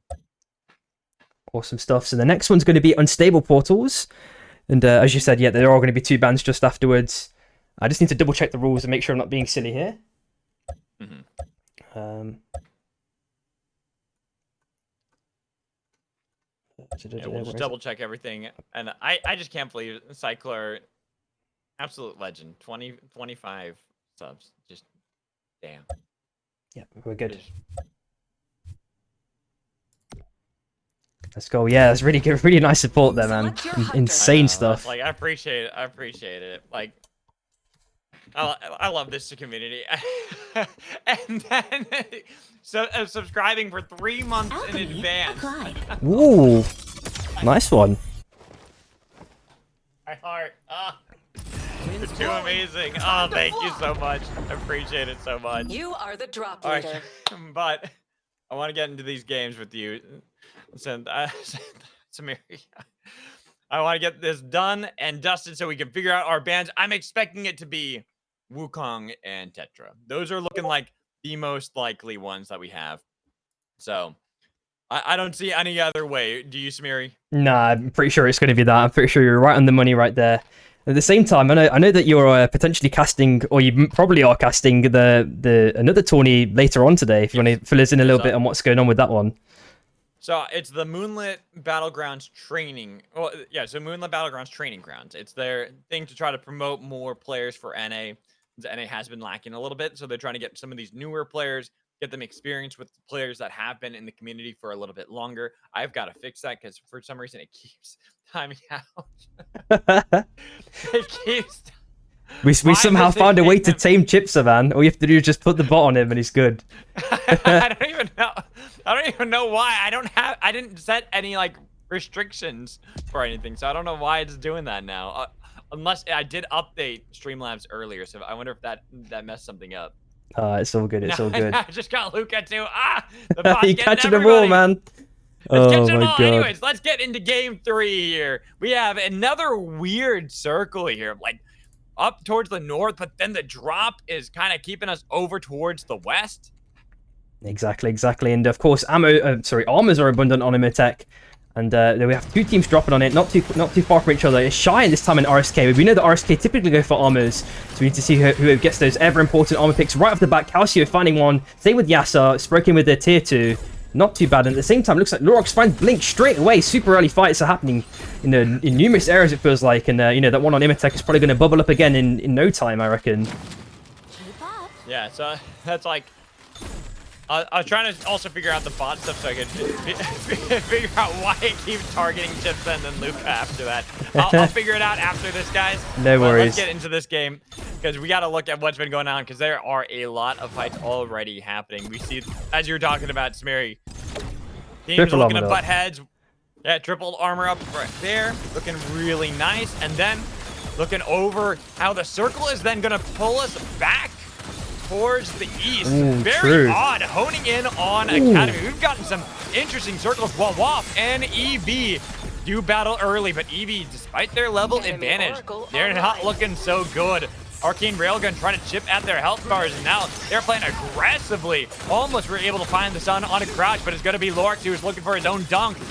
With the Blink Dagger back, a lot of damage comes in from Chi-Chi, but now that Lissamov is here and they have the Arcane Railgun, it connects, but they don't have the levels to really get this damage to stick onto Eevee long enough. They've been able to kite back for so long. It's taken them all this time to try to take down Mr. IC. Finally, they should be able to do it. No, he escapes away. Somehow getting out of this. Lorox now chasing, but he's got to be careful. He is overheating, sending out some of the icicles, making sure that Lorox cannot continue to hunt. It looks like Shichi's actually found dead. I think he overchased that one just a touch too much. And he's definitely paid the price for it. And now Waffer in dire straits. They've had to split apart. Small going down to the south side, maybe going towards Koba. At the same time, it looks like Shy there just, you know, encroaching on basically every team in this proximity. EV and now have to split themselves, it looks like. Oh my god. Oh, the hook! Yeah, this is the problem. They've been on the run for so long that they get hooked right there. They lose a player immediately. Then inside of Kobayashi, the small that almost got punted into the core. But wow, to be able to bring back Chi-Chi for another fight. We are going to be at a level disadvantage, surrounded by these level 6 JSP. No way! There's no way! He just walked into it. Was that him walking in, or did he grab into it? No. And then Francis almost just hopped into the train. Oh my god. I'm a bit speechless there. Yeah, I think someone needs to, you know, go to kind of a low-calorie diet there. I think maybe Okko's a bit too fat there when he did the hook. You know, his belly just touched that, and he just instantly got gibbed. And Shine just have, you know, dominion basically over the top map, especially with the armors and level advantage, likely over the majority of these players. You know, they've already, you know, looking at this res happening right now just for Crouch. It's going to be a bit delayed. It's going to be slightly underleveled, but it's still very early days. Most teams should be able to recover pretty easily here. Dep Rec on super HP as well against Rat. Ekimek, though, going to be grounded for a bit. Still looking to chase Dep Rec, but Dep Rec sees that he's overheating. He's launching those rockets until that pull locks him down so he can be taken out. This is a potential big upset here, but Gecko has found the Lamborghini right at the last second. He's speeding away. Hopefully he's not going to get a ticket. He's not going to get caught by any sort of train this time. It's a slow one, of course, with it being unstable portals. On the top side as well, we're looking at Shy this time. And EV, Crouch looking for a decent punch from Sprocaine. Does not get the stun connection. Hachi on half HP. Sprocaine now looking to get the follow-up dunk. Oh, just narrowly misses it. So it looks like Crouch is going to live another day. But Hachi does get a nice, decent, chunky, meaty punch onto Levi. And now he's probably going to be dead. Oh, no. Definitely dead. No way to get out of that one. Then Crouch, the next target, pulled into the battle. Sprocaine will dunk him down to oblivion. And just look on the south side as well. There's no one around there. And look at how many goodies that it could potentially be up for grabs. But, you know, no one is going down, so we're going to have to see how that one continues to evolve as well. At the same time, on the left-hand side, Waf, Lorox is managing to make it away. RSK have definitely forced him out in this scenario. And just to the left of them, we're looking at TR1 as well. They're just chilling in the bushes for the most part. Apart from Zugzwang, definitely letting his presence be known here with these Renev arrows. Hopefully fix the bot, by the way. I've been trying this whole time to fix the bot so that people can feel a little bit more free with what they're saying. But looking at the rest of the teams, now they're moving around. Waff have to hop onto the Sky Shark and will barely be able to avoid the danger zone they almost found themselves in. All teams still alive, but possible fight here from TR1 and Risk. Dracos tending to get aggressively towards TR1.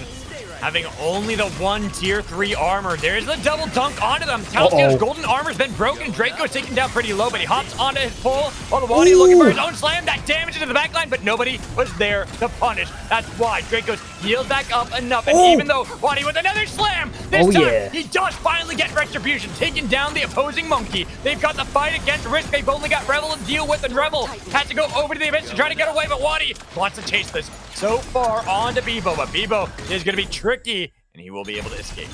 Yep, and that's a very nice play there from Wody, just kind of playing between the walls perfectly, instantly sticking the heel as soon as it happened. At the same time, Shin just narrowly was getting dunked with the defensive dagger backwards. Deborah gets a nice punch onto Oko, but Oko sends himself in the car, gets a nice little bit of extension to his life here, but one more auto or an ulti might seal the deal. He's trying to get it in if possible. Oh, no! Can he get the connection? There he goes. No, he missed that first grab. He had that landed, he would have gotten out, but Risk are going to be our first team eliminated. Eliminated off screen, while JSP got, I think, 1 player. Yeah. All the way over to Spellkey, all the way up here. Should be able to get that revive out in the store. Yep, and of course, it looks like we are seeing Shy potentially gatekeeping on the left-hand side as well, waiting for teams to come in. Especially, with, as I mentioned before, with it being a tournament, a lot of teams are concentrated a lot more this time. They're not going for, infinite engages and chases. It's a lot more measured and, proactive thinking in respect to macro plays, which is stuff we'd definitely like to see for the tournaments. At the same time, JSP are definitely being held out here. We're seeing a little bit of bush camping from Yasser, but it's got the defensive dagger now, looking to scout potentially. There's definitely found Francis at the very least. Spelkey now trying to go to the north-hand side. And it looks like Meatball finds Meki as well for Rat. So Rat, only 2 members. Looking for the donk. Blast off, unfortunately, for Francis. Kind of in a bad spot there. So it's going to be Spelkey again. The last one left alive, and I think was about to run into the team. But we got to look at this fight because WAF are surrounded. Accolings had the flank.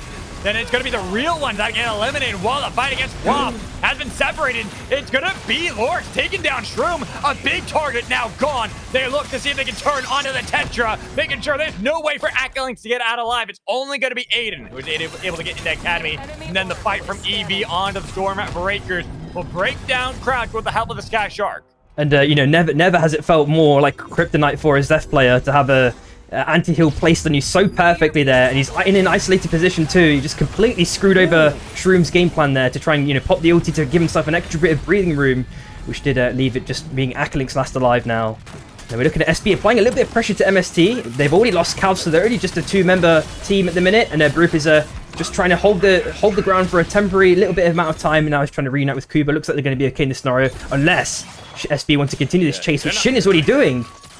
There's a lot of land. They don't have to worry about getting spiked. They just need to be able to find the members of Mist. There's that respawn beacon. That's why they're so worried. They're playing aggressively onto Baroof, and Baroof going to be the target who has to use the Gravity Squid to try to get away twice. Getting that movement has been able to get well over the Abyss and away from that battle, but Rat now find Eevee chasing them. Will be 1 dunk. Levi continuing to play aggressively as he hops onto the Sky Shark, crash onto Cookies, but Cookies has been doing a good job so far, picking up the passenger onto the Sky Shark, trying to put the boy, using the Sky Shark with the Grabby. Cookies, no! Finally taken down with the help of the blast off from Crouch. Oh, that was almost super clean, man. It's like yeah, I know. It's like the end of like a James Bond scene when he's in the car and he's used all his gadgets and somehow managed to survive, but unfortunately he didn't make it there right at the end. And at the same time, Aiden is trying to get a little bit of a dunkage onto WAF. Unsuccessful there. Shrew manages to get back, so 3OP obviously back in the game. Small just popped the Abyssal Breaker. Acolink's looking for the dunk. Small day, he's low, he's about to overheat, and that's why Accolink is turning for that target, but that means that Shroom could be aggressed on, but nobody actually takes advantage of it, so they're going to lose Oath and gain nothing. WAF are now the team retreating. Yep, and on the north side, it is Mekimek just alive, who's playing on the island just temporarily. Maybe the rest beacon might be an opportune moment if he can get to it, but I think he's potentially a bit scared of the surrounding teams, of course. We are looking at a team on the north side, JSP, just chilling completely out of any solid ground. They're just playing on their eye set, I'm pretty sure. And aside from that, looking at with the unstables, the teleporters, it's the only significant one to note of. At the same time, Accoling's getting caught out completely. EV though, they're gonna get pinched because the Shies come in and they absolutely destroy EV. Crouch is gonna be the last one. The fragments onto Isles aren't gonna be their safety, but Aiden has picked up the crown while the Stormbreakers send Gecko into the fight. Droom picked up the Sky Shark to be able to get away. Well, Aiden will have to play with the Abyss and hopefully has himself, there it is, the E-plat to make sure they have more time. Yep, and it looks like Shroom has managed to pick up the Sky Shark himself, so he's just going to obviously relocate towards Aiden's direction. At the same time, it looks like a res attempt that might be successful. WAF are back in the game as a full 3-man. IDK waiting there patiently. Shichi potentially caught out. No, Armor's left. Lurox is waiting to do something. Actually, dashes back, gets spiked, in fact. Shichi, oh no. Taking down Shichi. That respawn sickness not looking so good for WAF, but Lasmolde was able to get away from the pursuing Tom kick. Now Clarny on the hunt, looking for that weak player of WAF, but we're looking at a lot of our teams. Aiden, wait, what happened to Shroom? Yeah, I think JSP, they walked down and then they took him out, so... But the Scout Shock allowed them to, get away in this scenario, so I think they're going to be safe, hopefully, as long as they got maybe another E-plat. All of them have to just tank a bit of damage here. It looks like another res has been performed. Cass back in the game now, but we do see Meki. But we was chilling in the bush not too long ago, but I think he's staying off it just for now, maybe just checking around the surrounding areas. Are still 10 teams left. Exactly. There's a lot of teams still. Is it? Yeah, 10, right? Yeah, 10 teams. Yeah. That is a lot of teams still here on the playing field this late into the game, going in to day 4. Very little real estate to play with, and then how many teams are down a player here and there? It's eventually gonna break, and it's gonna break on to Rat first with a crash. EV taken out as well off screen, but it's gonna be 2 gone for Rat. While the Shy, they push in from the south. Miss are gonna be able to go over the abyss to be able to stay alive. But that's going to be the fight that breaks Rat and separates only Cookies to make sure that he keeps the team's hopes there. Yeah, so they managed to pick up 3 kills on the north side through OP, just getting the armor repairs in, maybe getting some purchases in, and the last second as well. Shichi, Cookies maybe getting caught out, unfortunately, no! Oh, 9th place there for Rat. Yeah, taken out, and the rest of the team still ready to do battle. DSM gonna hold control of the respawn beacon, not gonna let anybody get near that too easily, but IDK, the team that is threatening them, they don't need to hold that anymore because that team is fully formed, and that's why they're playing backwards, playing a little bit safe on this, just looking to see if they can get a little bit of damage, but they gotta be careful. They're taking a little bit too much on a Blink, and now they're sending it. They have gotten the damage onto Theo, launching boulder after boulder, sending in Orlando's, but Theo has been able to get back to land. Little Meep is nearby to defend with a grabby squid to try to get back to safety. Instead, it's going to be Little Meep and the Kingpin and are going to keep him alive. Yeah, that was a very, very lucky and close escape there. And I think they definitely want to keep the red perks and the powers that they've already accrued across the span of this game, so that they can actually make their way towards late game. But IDK obviously forced them out. Yasser with a nice little spike. It's just Spooky left for JSP now. That E-Plat's about to run out for Shy. They've got to reconsider their options again. Hopefully, they find some sort of pocket of space to play in. But SB are there waiting on this island now. SB push aggressively. They look to see if they can take advantage. A nice blink back from Shin. They'll be fine, but Deprek now launching the blast up into the storm, but the storm is now going to crash back onto you as you try to put down the E-Plat, but no health left for Deprek. Gecko now onto his position. Will be able to get the revive as they immediately have to turn back around because Deprek's already gone, been sent sailing into the abyss. Yep, and you're looking at Spooky trying the boxer as well. Shin has already picked up a crown as well. He's dancing between all members. It's been dunked. No! Oh, there's no crown potential anymore for SB and Gecko's now having to circle around. There is a res on the left-hand side, but we do see and two teams. There's a crown right there. Look at that. Yep, as well, yep. Between them and IDK. They want to be able to get that. It's going to be difficult, though. There's so many teams here. JSP is going to be only Spelky who has to get out of here. You got to survive. But now that hey says Kuba to look for you. Arcane Railgun will get rid of another squad with 7 still alive. It is still very crowded. Yeah, this is looking very, very tough for the teams that are kind of in poverty. There's not really many opportunities left to do, to kind of have a comeback here. Unless you get some, cheesy spikes or something. We are looking at Gecko circling around, waiting for 3OP to kind of do their own thing and go into the zone. But they may even just play the edge, which prevents Gecko from getting that res off for free. At the same time, just above them, we're looking at MST. They're looking at for a late rotate as well. So it's going to be really interesting to see how that one evolves. Respawn beacon. I heard the respawn beacon. Someone's getting the revive off somewhere. Not exactly sure who it was that touched it, but somebody they bring touched back it. up the team. I think it's down south. It actually may be WAF placing their own. But here's Mist using their intellect and making sure that they are intuitive, that they know there's a possibility a player was in that bush. Now it's going to be Gecko sent sailing. Can he pick up the crown before he goes running? No, there wasn't actually a crown. I wonder who was the team that actually had touched that respawn beacon. Yeah, I'm not too sure. I thought I saw some particles on the right side, but I could be mistaken. Gecko is about to pick up that crown as well. He's lost his armor. Sprocaine is absolutely forcing him out, and IDK, they get the dunk! There it is. Defending the land the moment Gecko tried to encroach onto their territory.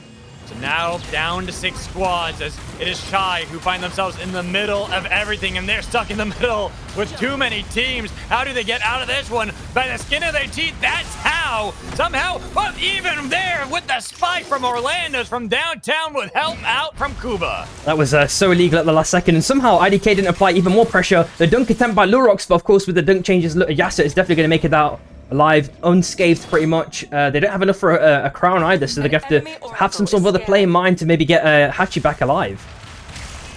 I'm looking to see 3LP. They've been going aggressively. They put down the Tetraform, and TSM, they're on the other side, waiting for the land to give way underneath their feet, but they are able to slowly push down south. There's so much Abyss at play here. It's going to be really difficult, especially because teams are going to have to go over this ledge, go all the way back towards Mage Bog. It is going to be risky. Yep, and Mr. Chaos on the north side. I was just about to say, Yasser has already found dead as well now. It is just Sprocaine last alive now. On the top side, looks like IDK and 3LP fighting in their own little kind of mini isolated fight, potentially. Aiden just get a nice little dunk at the last second. Tourney was trying to do a little bit of magic there with a super long dash, but we are seeing TSM just behind 3LP. They kind of need to jump ship pretty fast here. It could spell danger. Aiden pops the ulti. Aiden having to pop his ult to get away. 6 Monkey Strike now gone. 3LP, they don't lose anyone for it, so they will be able to at least hold the line for now and might be able to wait out the timer. If we go down south into Mage Bog, it's Mist and Wop. Abyssal Breaker on each side is going to be the one from Oathdawn first for Wop. And now the Shy, they see their moment to strike. Blast off from Hachi, who's trying to get the dunk, but he's got to be careful. Has to get back to land. Oh, he got it! He's got it! Yes, sir! He's back in the game, and Shy now can play aggressively towards Mist. Or do they want to go back to land and wait to see if they can pick up some armor? Or we go back up into the north. TSM, they got the pick onto IDK, who are sent out into the storm. Duncan tempted on a Tourney, but now he's up in the air with the Dragon Slam, but they are chasing this monkey. They are looking to keep him at bay. No, he doesn't get it. It was stolen away, kept away from the crown play. The Wop will not have that at bay, and it's going to be 3LP with a double dunk attempted. They've got the second win to try to revive, but Aiden not going to be back on his feet. Lord trying once more to get his dunk, but he missed that one onto the team, and he's got to be aggressive on his TSM, but he gets dunked for the Dragon Slam. I can't believe it, man. Lurox, you know, I think he was just like so happy. It's like someone winning the lottery ticket, and then they found out that the ticket was invalid. You know, he'd already bought 3 houses and a mansion and a yacht, but he couldn't get that res off. That was the thing that mattered for him there. Got stolen away right at the last second, and 3LP are now playing on the ice just temporarily. A boxer's attempt by Sprocaine, unsuccessful. Acklings tries a bit of dunk magic, unsuccessful as well. Playing on the E-plat, Hachi's there, reunited. They've got another crown in their possession to try and get Yasser back.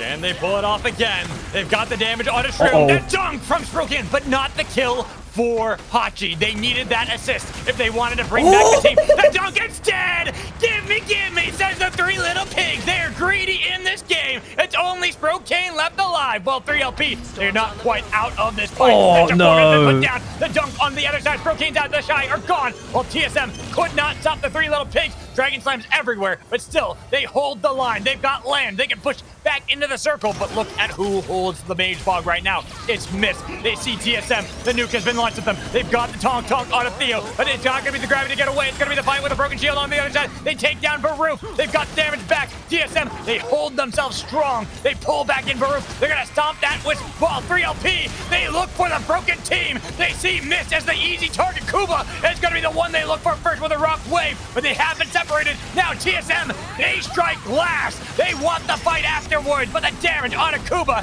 has given 3LP a little bit of time. They heal back up with the 6 Monkey Strike doing a lot of damage with the Volcanic Crusher, but no depth for TSM. Dragon Slam will take down Theo. The crown for Cass. He's got damage. Guess what? Mr. back in the game. They're stomping the Wisp of TSM. 3 little pigs are down to only Aiden. They're going to stomp on the Wisp. Accolings is gone. TSM set into the storm, but it's the blast back with a stun grenade, and they've got the Arcane Railgun not getting enough damage. Instead, it's going to be Blink with his own Grant as well, but no damage to pick up the kill. Aiden comes in. Another crown. How many damn crowns are in this game? Because Aiden wants one more for the 3 little pigs, but all 3 for Miss. Going to be a hard task to ask. And the dunk attempted, not landed. Aiden's still alive. The team is still there on the other side as they got their own 3-5 up. Now, I can't believe it. Aiden. I can't believe this.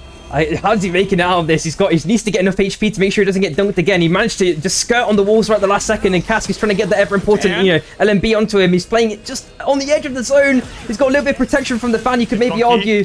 Oh my god, I can't believe this. Who's going to make it? Who's going to make it out of this one? Do you expect Aiden to get the crown here in this scenario?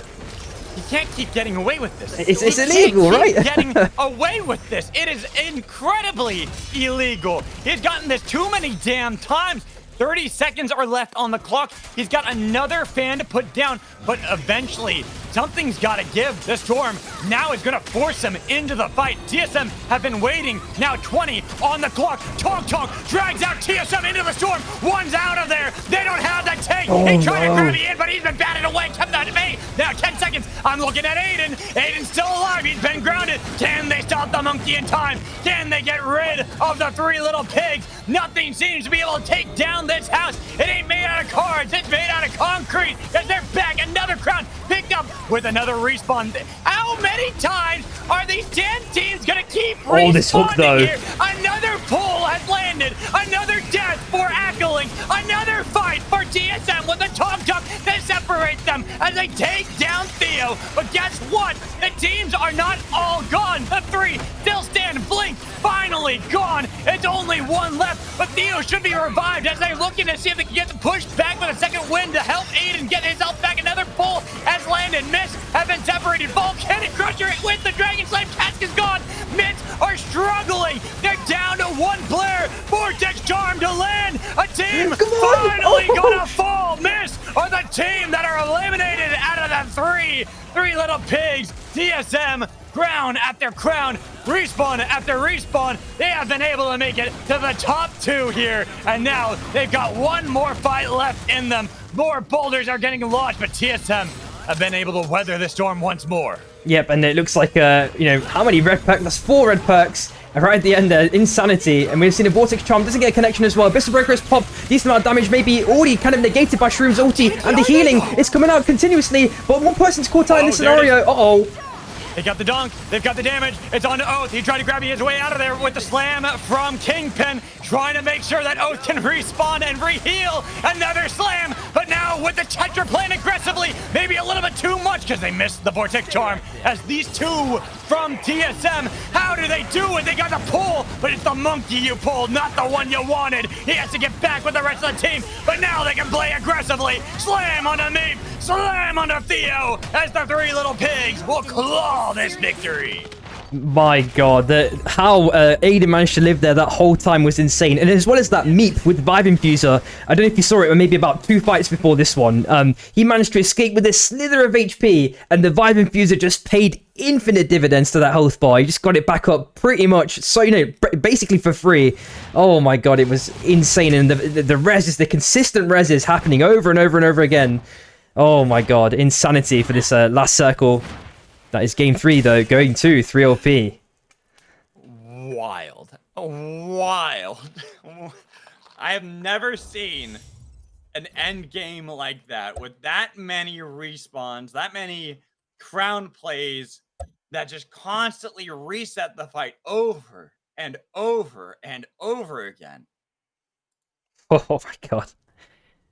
It's like the most crazy sparring match I've seen in a circle in such a long time. But of course, we have reached that threshold, game 3, where the bans are going to start coming in. So, one of our community members is going to get that calculated for us, and then it will be revealed shortly. And then we can tell everyone watching who's going to be banned. And then we'll see how the teams adjust, and if they've got, maybe a secondary or tertiary game plan to kind of adapt to the changes of the bans. I think that's just gone live now. Let's have a quick look at and see what it is. I have a feeling I already know what the bans are. It's Wukong Tetra.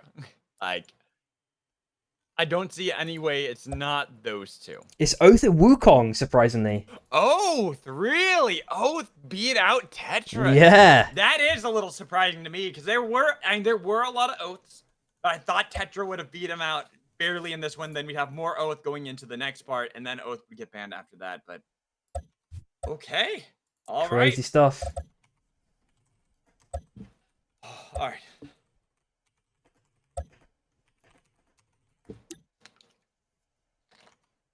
I need some water. Need a quick Yeah, man, you went insane with that super prolonged fight, man. It's just like insanity how you managed to stay in that long. Oh my god. Oh god. W train. No, we've only had we've had 2 train kills today. From I think it was the 2, yeah. Earlier. Yeah, I think it was 2. So, and one of them was a sad whistle. We don't get too many sad whistles. Perma Wukong. Yeah, that would be nice. Oh my god. That would be very, very nice. Honestly, I wouldn't even be opposed to that. They need to have more hunters, but imagine having a system where the lobby can choose one hunter to ban, and whatever gets the most votes gets banned. Yeah, exactly. That'll be super cool. I mean, there's so much they can do with the game state. You know, we've tried match point in the past a long time ago, and I'm sure there's been a load of other recommendations from various community members, and maybe yourself as well. You know, to cook up some different ways of scoring, or different rule sets. You know, so much to play with potentially in the future. Yeah. And there's the one I was talking about where it's like after game 1, whatever team gets last place, that's the team that gets to choose the first ban, and then you kind of go through it that way. That'd be kind of a fun one to try out. To see what sticks, what works. All right, so going into game 4, what is our weather? The weather's going to be cross country for this one. Ooh, okay, cross country. Now that's an interesting one to go for game 4 with the first bans. So I'm really interested to see. No Wukong, no Oath. I'm expecting a ton of Tetra. Lots and lots of Tetra. But I'm expecting to see a lot more Kingpins and Brawls kind of replace the Wukong.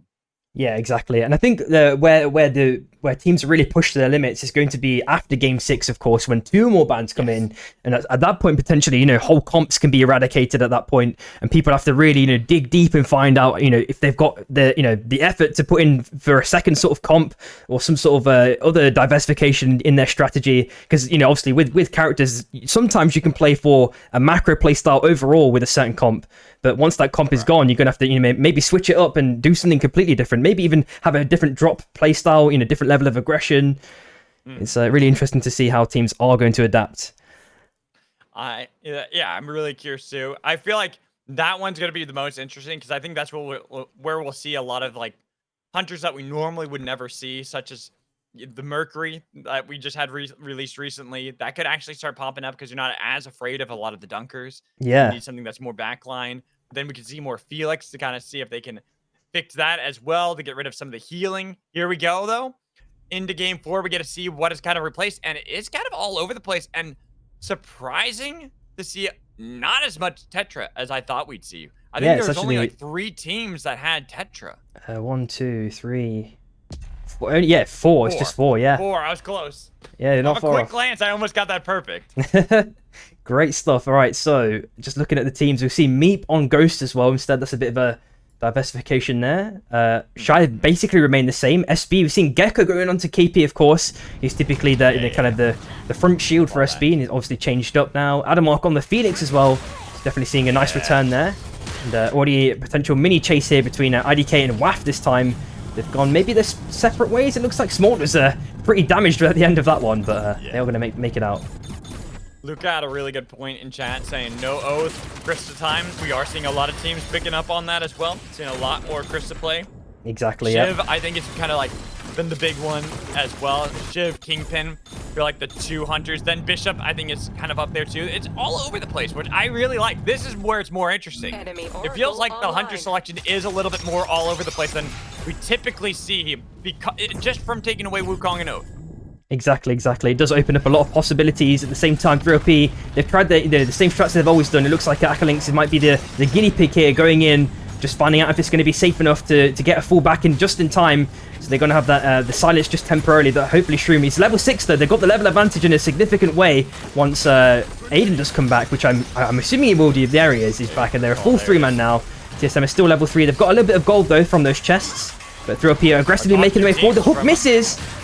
Last game, our top 2 already fighting early. Theo going to be the casualty as Little Meep separates early, getting far away from Blink, who ended up going up towards the north part. So they're going to be down a player, and they lose the fight of Cold Fangs.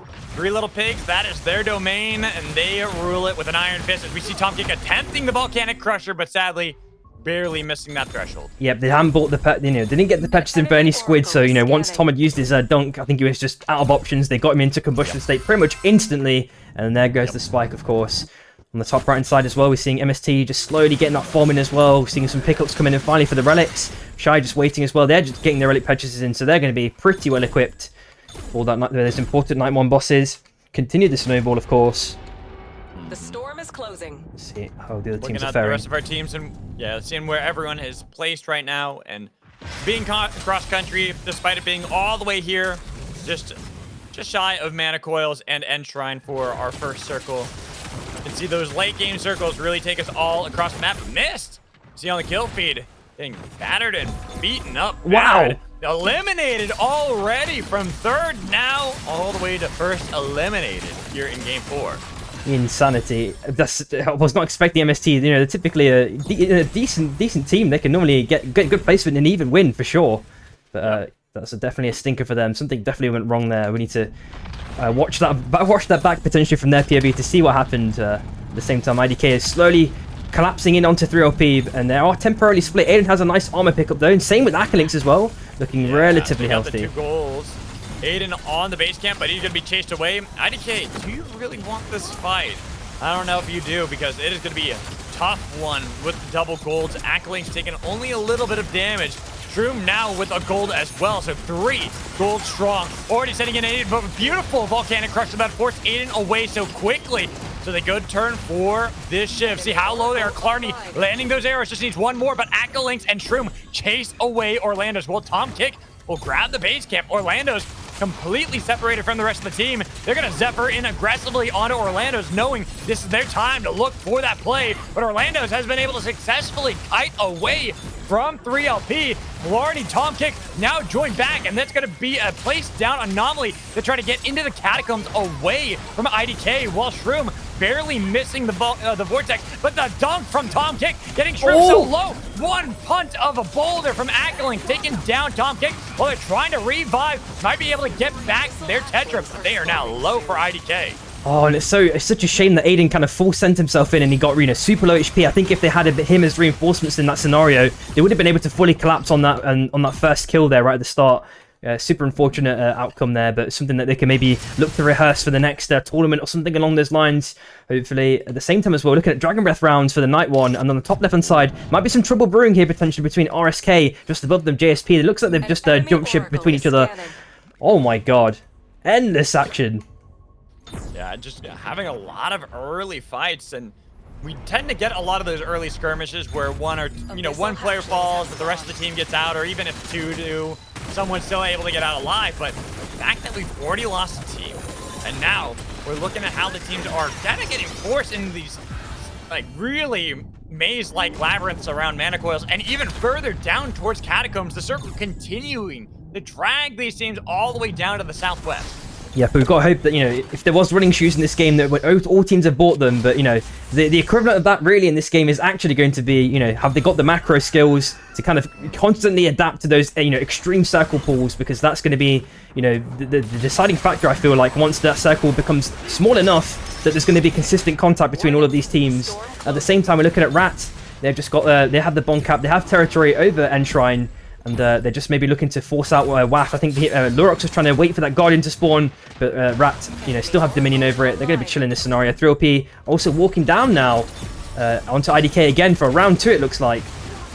But this time Orlando's has picked up a gold armor, so they're going to be a little bit stronger. The only problem, Aiden, their front line, their engager, having broken tier 2 armor, not even getting that built back up, couldn't get back onto the base camp, puts down the rock wave, sending some boulders, only getting a little bit of damage, losing out onto the Guardian. Now they're getting chased away from their own base camp, but they have the level advantage at the moment, not the team synergy though, because Tom Kick has been caught away, trying to go for the Volcanic Crusher. What we saw that there was the win on the other side. Clarny has been taken down. 3LP, this is their house. You entered into it, IDK. You shouldn't have joined into the castle that 3LP have built. They've hopped onto your Sky Shark. They have got Orlando's at their this call's blown up. They've got the blow up onto it, and guess what? Waff might be here to collect the bounty on Orlando. And we know that 3OP are just smiling cheek to cheek there. That was a very nice outcome for them right at the end. They're taking out one of the big kind of big teams there. At the same time, WAF are looking to completely collapse on this because they didn't get any cool resets. And we're looking at Aiden on super low HP. Shrew is temporarily separated from the team. One of their kind of key healers here to try and bring back up Aiden. And now they're finally reunited, but they do have high ground, so 3OP might have to jump ship here, maybe get some arm resets in a separate location. But they are actually standing their ground. We know 3OP continues to like to play aggressively, regardless of armors. Oh my god. And at the same time, SB getting so many kills. Let's quickly flick over there. EV. Oh my Down god. to only one. It looks like Levi was able to get away, but seeing these fights all over the place. Like I said, look at this circle continuing, Samiri. We're continuing to go down to the southwest onto Catacombs. We have very little land, even though we are only getting into night 2 now. We're halfway through it, and we're seeing this fight on the JSP. They try to get the donk away from Oko, but they put down the Tetraform from Cookie to look for the dunk onto Francis. But Francis tries to get into the jet stream and ring in order to manage an escape from Rat. But Rat do not stop. They continue to chase JSP over the abyss. Yep, and TSM seems to have a little mini exchange against TR1, but that didn't end up in anything. And on the top side, it looks like Shy. They're being maybe circled potentially by RSK. They've got the Sky Shark. We are looking at Calcius, on the left-hand side, just lurking very slowly, trying to find a window of opportunity to maybe get a cheesy hook in on someone. At the same time, Aiden also finds Shichi, WAF, and now just 2 members. WAF, again, just like IDK before them, they have entered into the territory and the domain of the 3 little pigs. You are not the big bad wolf in this scenario. You cannot blow that house down that easily.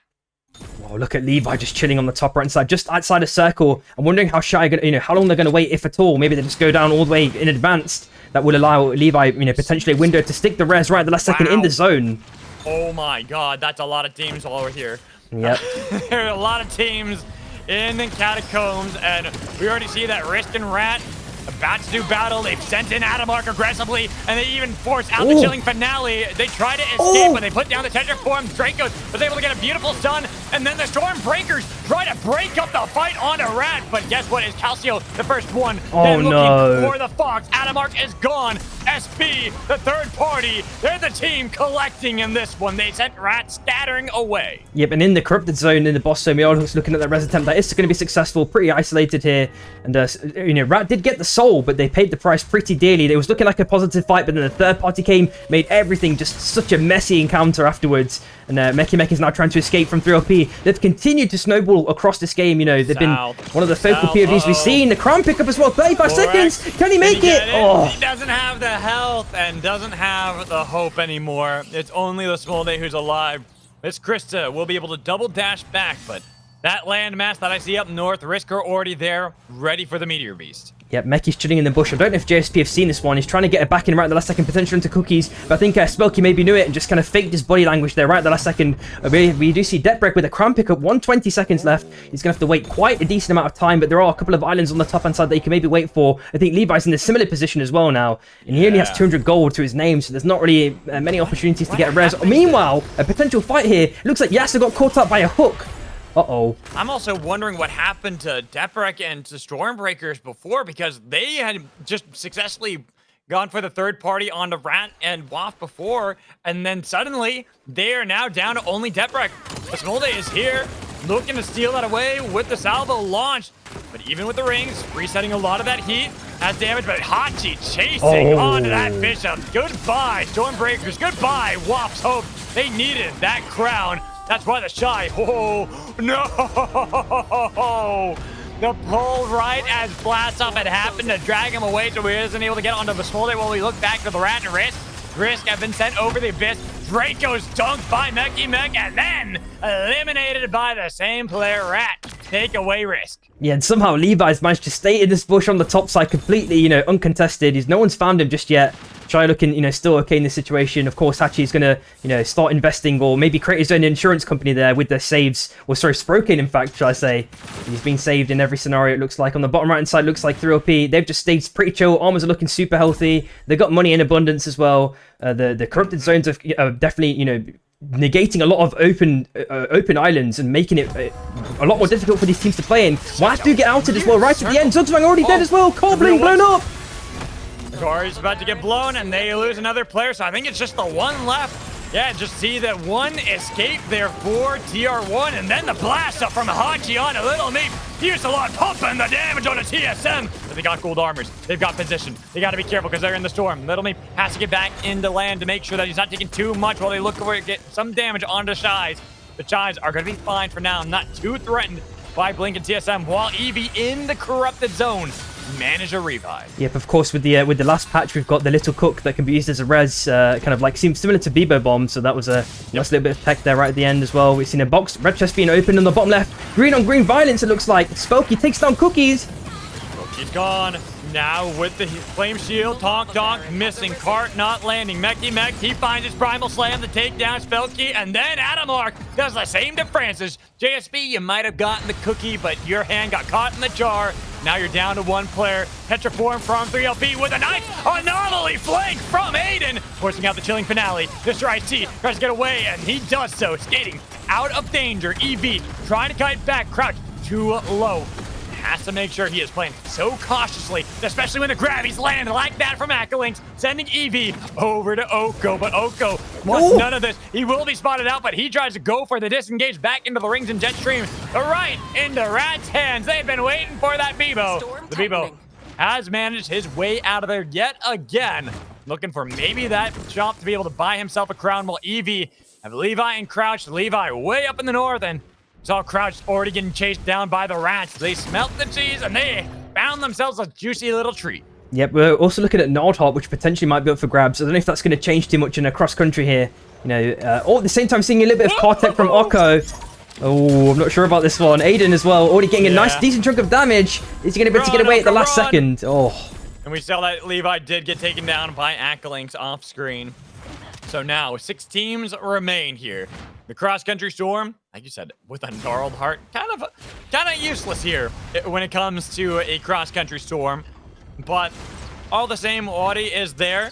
Might be able to utilize at least Amorius maybe to defend himself and get away. Looking for the primal slam and finding the damage to take down TR1. And this could open up a lot of opportunities for them. They're just going to get down for free on the top side. A massive fight is brewing here. Shroom getting a nice little second win right at the last second. But there's a nice spike onto Akalinks. It leaves 2 members. Yasa on super low HP. He's managed to get away. Sprocaine on half HP himself. The LMBs come out. Can they get any kills though? Ever important kills onto Sprocaine. The reset. Looking at Aiden, but he's been grounded. Tried to go for the blink back into the bush, but he has been spotted and could not get away. Well, Shroom, he had been able to heal himself back up. He is not in a good spot. TSM are already there on the respawn beacon. With the nuke, with the dunk, you're overheating. Shroom doesn't have the heals, doesn't have a way out of this one. Even with the Vortex Charm, it's denied for the blast off. There goes 3LP. And now the Shies pushing back onto TSM, who've just gotten Little Meat back on his feet, but they are already sent over the peninsula. They have no way out of this, though, and their backs are to the abyss. Gnarled Heart has been placed down. Not sure where it's going. Beautiful pull from Mech with the slam. That's separated onto Hachi, but Hachi gets pulled back to safety away from Adamark. No burn. Oh, no. Yes, sir. With the Fusillade blinking back. Cookies damage has the squid back into the canyon, trying to survive, but the blast up from Blink has taken down one. Tetra down. Then looking for Rat, but Rat have separated onto Little Meep with another pull, dragging him back into the fight. Not enough damage. Another pull on the other side with Yasur. Not finding the damage onto TSM. TSM have been able to successfully kite their way backwards, and they're going to be fine with the help of the Canyon. Yeah, no, I really like Cookie's utilization of the upper cutlass there. You know, using the iframes perfectly. We see the same with Shroom as well. I feel like these guys are some of the best utilizers of powers, especially in 1.0. At the same time, I've not actually found the corrupted zone. I'm not really sure where it's actually positioned at the moment. Hopefully, if I can get a quick scan through of the map, I can find out where it is. Maybe it's out of zone already. It's very hard to tell, too, because this is cross-country, so getting placed well outside. But here's a fight on Rat. Mech taking way too much damage, but he has been able to get away. Even with the flight of the Firefox not doing enough, it's going to be Cookies sending Shy over the abyss. A slam from Mech. But guess what? TSM, third party, they get the kill on Sprocaine, and they want the wipe onto Shy. But they've got the anywhere but here. Yes, sir. Get out of there alive. Back away, and then TSM taking the spot the Shies had just had, but this time being a lot stronger. They've got Rat with the storm pushing them slowly but surely over to their territory. Yeah, look at Adamov just biding his time right on the edge. And okay, now he's finally revealed himself. Mech is going in for the slam. Gets the hook as well back. Meep. Oh, the uppercut. There's Cookies. He's still okay in this scenario. Blink is looking for a punch. Is he going to be successful? Oh my god, he gets spiked the last second. Adamov. He ults as well. Oh. Mech got Little Meep. He found the flank. Cookie's still alive, dodging away from you, sir. But has the gravity no more than Hachi out of nowhere was looking for the RKO. Does he realize he can peel back and look for the kill on Meki? Oh! Meki wants it though. Back up in the game. Rat have another life. And TSM are instantly box resing as soon as they saw that Rat were looking away. Meki has also still got anywhere over here. He keeps baiting it over and over again. Yasuo with the crown pickup as well. He's bought that one. 941 gold left in the tank. And we're looking at a big zone pull again. And this is going to be probably the deciding factor, as we mentioned before, who's got those macro skills to get those ever clean rotations in. Maybe get a cheese pick onto someone. Start the whole fight. Oh my god, and Rat, they've just got some more repairs in at the last second, but Cookies is still armorless. This might be troublesome potential. Oh no! No! Yes, sir! He went right into the pool, and he's gone. But Rat, they had to fight their way back against TSM. The Tetra form to separate the fight. They got a lot of damage, but look at that armor for TSM. It is daunting for Rat. They've got nothing in the tank. A pull landing onto the tier 2, and they've got the crash back. Cookies defending Adamark, and then Meki was looking for the slam, but they have been able to survive. While Adamark might have broken armor, he is alive. They've got a recall as well. They have a base camp they can play for. They don't get pulled back in. But I'm not sure where Adamark went. He's on the other side. He's hoping for the YOLO flank past the spike walls that had been placed down that keep him away. He can't join in. And now that Meki is by himself, they're sending everything to get rid of this Kingpin. But immediately, Cookie's attempting a respawn. They've already got the Tetraform with the Rock Wave as well. Then Adamark flies, hoping that he can soar high above everyone. Brings back Meki, but Meki, he is going to be in a world of hurt. Another Volcanic Crusher from Cookies with a broken armor for Rat. It's not looking good as now Adamark left alone. He's got to go the long way, taking some damage from the storm first. And somehow they managed to make it out. Get the res as well. Cookies, of course, with that immaculate ulti, providing me with an opportune window to get the res off. Adamark obviously getting the... Never mind the hook and X! Oh, the damage. Cookies in the back line, but Meki looking for the pull, not going to be able to get it. While Cookies has been separated, they got the slam coming in, not landing it from Theo. Cookies back alive. Tetraform locking him in the wall. Volcanic Crusher has got Theo down to nothing. There's the Kingpin gone. Meki for Rat is still alive, and he has been dueling with these two, fighting back and forth against TSM, taking the damage for the team. You got nothing left that you can take down Meki. Rat are waiting for Adamark to find the flank, but TSM, they are not done. They've been in this position before, and they've been able to outlast so many teams. They've won a game before, and they nearly were able to beat 3LP in the last game, being down 2-3. Yep, and there's the Corrupted Heart we do see. Crown pickup as well. TSM's armors are like basically 50-50. Blink looking super, geared up at the same time at last second. Pops the ulti, punch onto Meki, has to jump back. Oh. Ooh, Tetraform nearly caught Blink. I was ready for that. Now they're over the abyss. Blink has to get back to land. Almost landing the pull. So close to getting that on to Blink. That lands. That's the game for TSM. Yeah, but we know that Cookie's uppercutless execution is absolutely perfectly timed. He goes in for the dunk, but the E-plus there is going to survive and then touch longer. Punches away. He punches him No! back, but he's gone. The hopes for TSM now land squarely onto Little Meep. And this lone ghost, no crown, no glory. It's Rat here to take game 4. How many kills do they end up with there? 13 kills to end that one. Pretty healthy endgame there to see from Rat. It was looking a bit risky there when Adamark did that back. He could have even been hooked. There was just a little bit of a misprediction, you could argue. I don't think, they expected Adamark to actually just fully back there and just stick it fully. But somehow they managed to turn it around and just insanely clean from Rat there. Good stuff. Very, very good. Very good to see it from them. And as we've said before, when it comes to EU, any team can win any game. It is crazy how close these teams are and how just the back and forth nature. Like, did we get the points added up, by the way, between the games or not? I'm not too sure. I'll ask Azuna real quick. 1 second. Oh, yeah, we did. Oh, we did we? Yeah, so we didn't actually get a chance to talk about that because we were kind of focused on that. So going into that last game, so this is not counting the points into it, TSM were leading 62 points.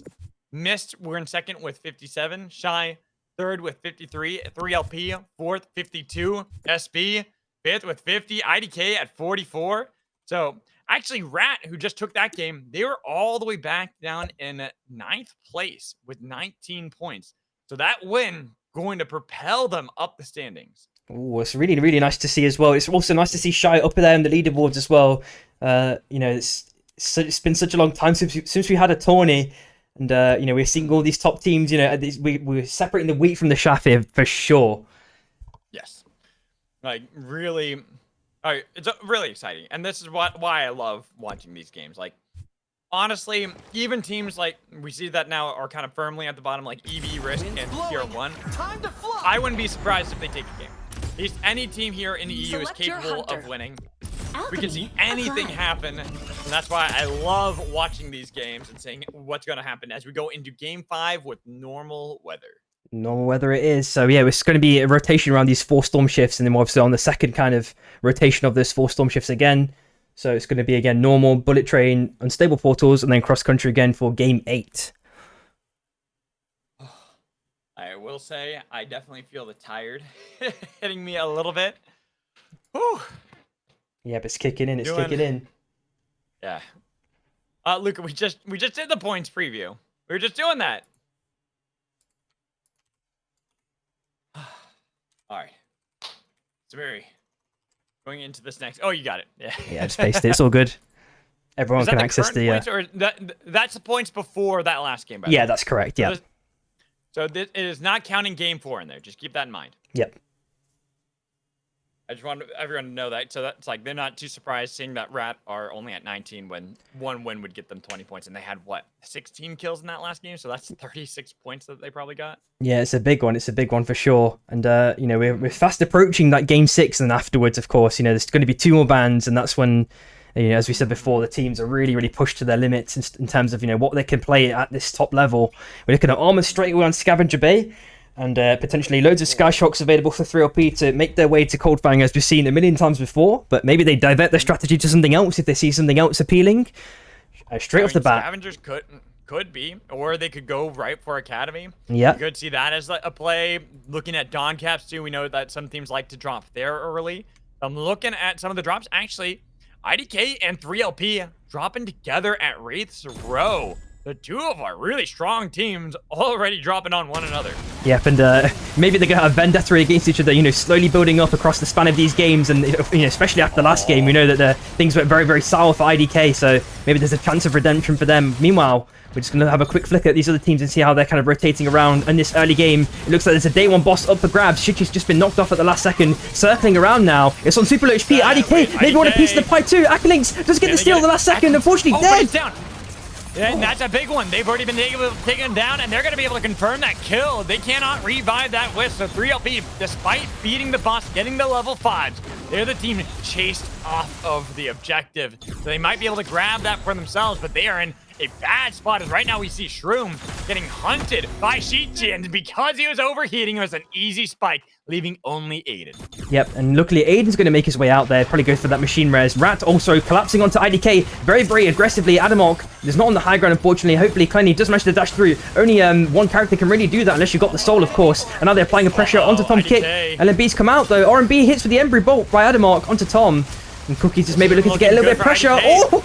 3s and 2s, almost having the dunk from Tom Kick, but a beautiful play there from Meki Mech and Rat to make sure they're the team in control of Wraith's Row. Yep, and we also seeing Hachi patiently wait for that Guardian to spawn, get that Guardian farm in for the extra bit of gold, which is really important to get in the early game. Make sure you can guarantee that you can get those double relic purchases or whatever you'd like in. Of course, there's the high roll chance if you do get a vault to get some tier 3s as well. So, you know, you need to keep an eye on that one as well as the game continues to evolve. And these players continue to accrue wealth in various fashion. Oh no, IDK, they have been at the poverty run of all poverty runs. Tom Kick just got back on his feet, immediately put back in the dirt. Blarney's overheating. Rat are hunting. They are feasting well in this one, looking like Ratatouille with how well they are dining off of IDK. And on the top side, it looks like there's 3 teams that are, you know, very close to each other. It looks like WAF might be, you know, in the middle of the sandwich filling in this scenario, but there's RSK on the bottom side and Shy on the top as well. But Shy just kind of taking a slow approach, waiting for something to happen. Smold also on super low HP. If they can get 1 hit onto him, that would maybe make things, you know, really bad for WAF. But they are, it looks like Smold is going to make his way out super to the left-hand side. Barely able to get out of that one, despite having SARS for Revel. Not enough range to tank that last little tick of damage onto the Smold. So they are out of that one. And looking at the rest of our teams, you see that IDK, despite losing a couple fights there to Rat early, they have now gotten to Christmas Falls, so they'll be able to heal up and back. towards our fight up north, and a beautiful pull to interrupt what would have been certain death on a Rebel. Lorx thought he had that one, but because of that play, it's now him who finds himself crashing by a Sky Shark, hunted down as Wop, now sent scattered. Yep, and it also looks like a Rat were also circling around various different biomes, and they eventually found 3LP, and they kind of just jumped ship straight off the bat. We know that both of these teams, well, Rat have a very, very nice fight execution. Same with 3LP, but they are very, very aggressive. So I think, having that fight early on could potentially be disastrous for both sides. And it's probably a good thing that we saw them jump ship in this scenario. 3LP are just farming in zone, as we've seen like a million times before. But it's a strategy that they've continued to utilize and will probably continue to utilize as these games progress. Look, they might be 3 little pigs, but they're a lot bigger than rats. Let me just say that. So... a lot, and also that was not the target Rat we're looking for. They were looking to see if they can continually feast off of IDK, knowing how weak they were, getting those all-important kill points. But IDK, they get a smart call. They went towards Prisma. They've gotten the respawns. Now they have farmed up. Their levels are going to be a lot better. So it's not going to be quite as easy for Rat, who can then just go back into Wraith's row. He can farm up there as well. A lot of these teams, despite all these early fights, even looking at WAF right there, I think they're going to be fine. They're in Mage Bog. I think they haven't been able to get the respawn to be able to bring back up the full team. No, they have. They already got it. So Lorx is already back on his feet. He's just way far away. Yeah. It should be fine. And we are also looking for Night One. Brilliant is up for grabs. And a bunch of armors I also saw as well. So we need to see, who's going to fight over those, and if it's going to be, and maybe enough of an attraction for a lot of teams to start migrating towards. And it is definitely in a very small niche corridor, which makes it problematic potentially. It reduces the chances of teams escaping unless they've got the right toolset for it. So hopefully teams are well prepared if they do want to engage in that specific encounter. Meanwhile, SB are not too far away from Tier 1. The armors are successfully Tier 1s as well, but SB, I'm not sure if they're going to continue walking up. They're doing it, but slightly delayed as well. On the top side, Shire potentially forcing... Oh, they've already found a kill onto Francis. Oh! Francis, and then the Justice Punch to interrupt the Mega Avalanche. Oko couldn't get it. Only left with one player, while the real ones, SB, fight 1v1 in this scenario. Gecko has been separated, almost was able to get spotted out by TR1, but not enough damage just yet as they launch themselves forward with a nice volcanic crusher combo from Wadi, but Wadi punches it into the wall. Deprek sends them flying back to the rest of the team onto their island. But the Storm now to push back SB over towards TR1. But TR1 a bit beat up from the fight, decide they're going to retreat. Yep, and look how many teams are converging onto Frag. Obviously, Spokey still last alive. He needs to try and find a car. I think the res is free now. I don't think he realized that Shy fully backed. So there is no pressure now from the top left-hand side. Meanwhile, it looks like a round 2 might be just starting off here between SB and Tier 1 again. This time, looks like day 2 mob resets. At the same time, Wordy on low HP. Gecko super low also. He had a really good flank, but just not enough damage to actually take down Gecko despite the broken armor. Oh, it's a little bit too troublesome at the moment. So now, SB healing back up.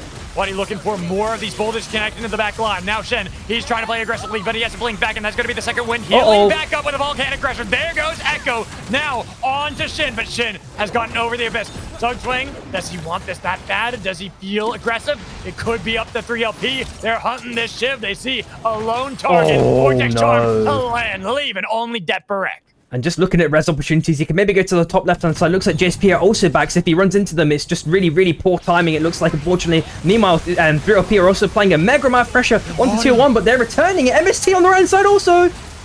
Oh, what an interrupt with that rock wave to stop the Grabby Squid. Now 3LP have to deal with Mist. Mist are going to be aggressive. They're upset from the last game, and they're looking for the 3 little pigs who are caught out to dry. They've got damage, and they're looking for Akalinks. Oh, the roof was separated, not having him with the team. Now Mist, they're going to be in trouble as they have no real way out of this one. Cask going to just take the Anomaly and Tonkok out of here. Leaving Kuba, leaving Baroof, saying adios, mi amigos. I got to heal up the team. And for the souls as well, just after that fight, it looks like we're looking at True Flight. And on the north side, it's going to be Combustion. Potentially free for Rat here. Uncontested. Another res attempt has been performed. I think it's been stopped there. I think it was a bomb drop by Cask trying to bring back the 2 of the members. But that's going to be, unfortunately, stopped there as well. At the last second, Shichi is trying to get an ever important kill. Does find it. That is Eevee, unfortunately, outed. Last place. Levi taken out as the last target. Now Risk fighting against Shy, interrupting the Fusillade, as even with the blink back, that's a lot of damage. Revel connecting a good amount from that poke, but sadly just not enough to stick. Shy heal back up.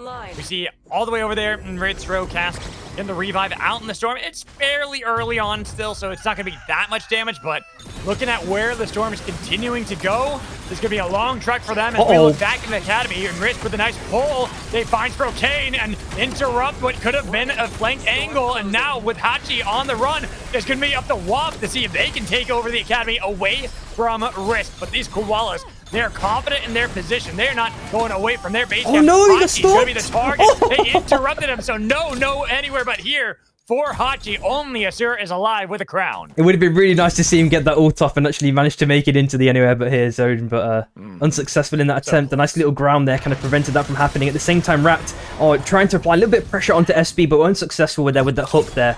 But I think once the cooldown's off again and ready, Meki's going to try again. Cookies is trying to get a dunk onto Shimp. He's got the dagger already popped. And then Scott is going to likely go to SB. There we go. SB getting that one, Rat. Gotta say, might as well let them. Well, TSM, fine, Baroof.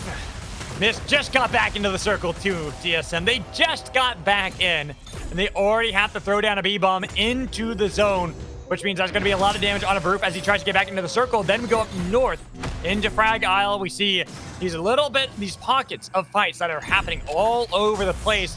Rat versus SB. We saw 3 little pigs and the real ones possibly fighting, but team's not fully feeling confident enough just yet to go for the fight. Well, maybe going for this one, because crashing onto Yasur, they can steal away that crown, which would be really nice. But with the Sky Shark about to blow, JSB, they lose double Sky Sharks, and they are still looking for Yasur, grabbing him with the Talk and looking for the baseball bat with Yasur. Even though the grabby squid, can Yasur survive long enough? No chain onto him.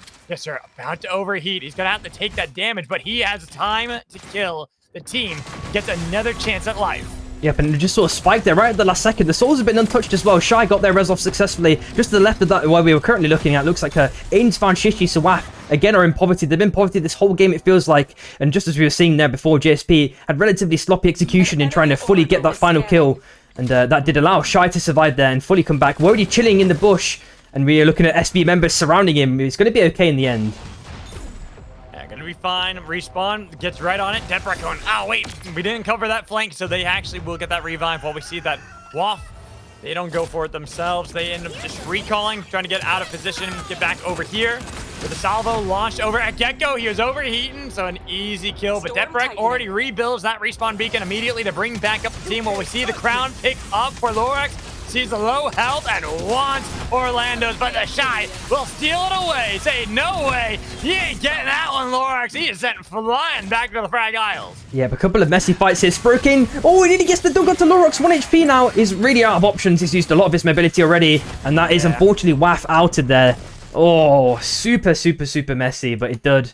It kind of just went Shy's way. They've accumulated a couple of kills. They've really reset themselves as well. Got the armors as well. A couple of red perks as well. Merry Christmas to those guys. Really happy. Yeah, they're going to be so happy with that one. They denied the respawn initially. That could have actually been detrimental to their position had they not stolen away that kill. Then make sure that they still kill Lorax off top of it, so they don't have to worry about the team then resetting, ruining their position, ruining their time to slowly collect some of that armor like you're talking about. But looking at everything else, there are still so many teams left, and we got a lot of land to play. Well, Shy, they're collecting casualties. They take out Rat. That's insanity, man. I think 2 of them got spiked. I'm sure I heard 2 spike noises there, and then obviously Cookies dies right at the end. That's not something we'd expect from these very experienced players, especially on the Rat team. Very unfortunate outcome for them. We are looking at Imora spawning in about 15 seconds as well. That, if a KP's there, he can maybe get that grab in, take it out of the corrupted zone. There might be easy pickings potentially as well. On the right and top right hand side, MST just chilling. Armors are not looking too healthy, but they've managed to pick up a couple of, well, 1 vision nade at least. And aside from that, we are looking at a couple of teams trying to make the way into zone. SB are chilling in the bushes, waiting for an ambush. Flying in away. There's the punch on the Sprocaine, but no stun. Didn't land into the wall, so they drag in Gecko, but Gecko slam for slam, Fusillade for Fusillade. Damage is looking a little bit better on the back line. A nice dodge away from Yasur. Stormbreakers survive, but for how much longer? They missed the slam from Gecko. They're pushed back. They're forced to use the avalanche, keeping Shy away from their position so they can heal up. But look at their armor. It ain't looking too good for SB. Yeah, they're going to be in kind of dire straits here. And yeah, Shy continues to apply pressure. I think SB were looking to get some last day mob resets if possible. At the same time, Tier 1 do get outed 8th place. So being the last member that is fully dead. It looks like the fight is not stopping here. 3 teams fighting insanely hard. Draco's tried to go for the chilling finale, but now he's got no help. They try to take him down. It's going to be the second win to get rid of him. Well, Revel looking for the snipe. Oh, trying he to gets play it. aggressively. Does take down Aiden, but he puts himself at risk. So Risk only have one left. TSM just revive immediately, making sure they're going to be perfectly fine. When we look at the fight up north, JSP only have Spellkey, who's alive. They've taken down Kuba, but now the Shy have pushed back. JSP got nothing left to give there. It's only going to be one left for JSP. Well, missed. They had to try to see if they can get that sneaky bush play. They sent Baroof out into the storm. Well, they're hoping that Cass can make the miracle run on the other side, but it's going to be Baroof getting the attention of the Shy and letting the Bebo live. Super unfortunate, yeah, but he was the sacrificial lamb. The bomb's been dropped now. I wonder if Acklix will stop this in time. He has realized it's a bomb. Also gets the crown pick up very conveniently just at the last second. And a Fuselage popped by Aiden, forcing out Shin. Nice little knockaway punch as well. I'm wondering if SB want to fully follow on this one. Oh, there's a whole connection.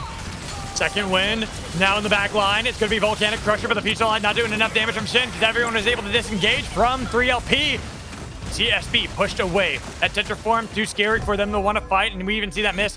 We're attempting to find that play on the other side. Oko, unfortunately, off screen, does get eliminated, so JSP are now out. We have 6 teams remaining. Yep, and of course, Shy have accrued so many kills. They were looking super in dire straits at one point, and they've recovered, leaps and bounds at the same time. 3LP applying a lot of pressure onto RSK at the last second. Oh, nice little dunk. The chilling finale's been knocked away with the wings.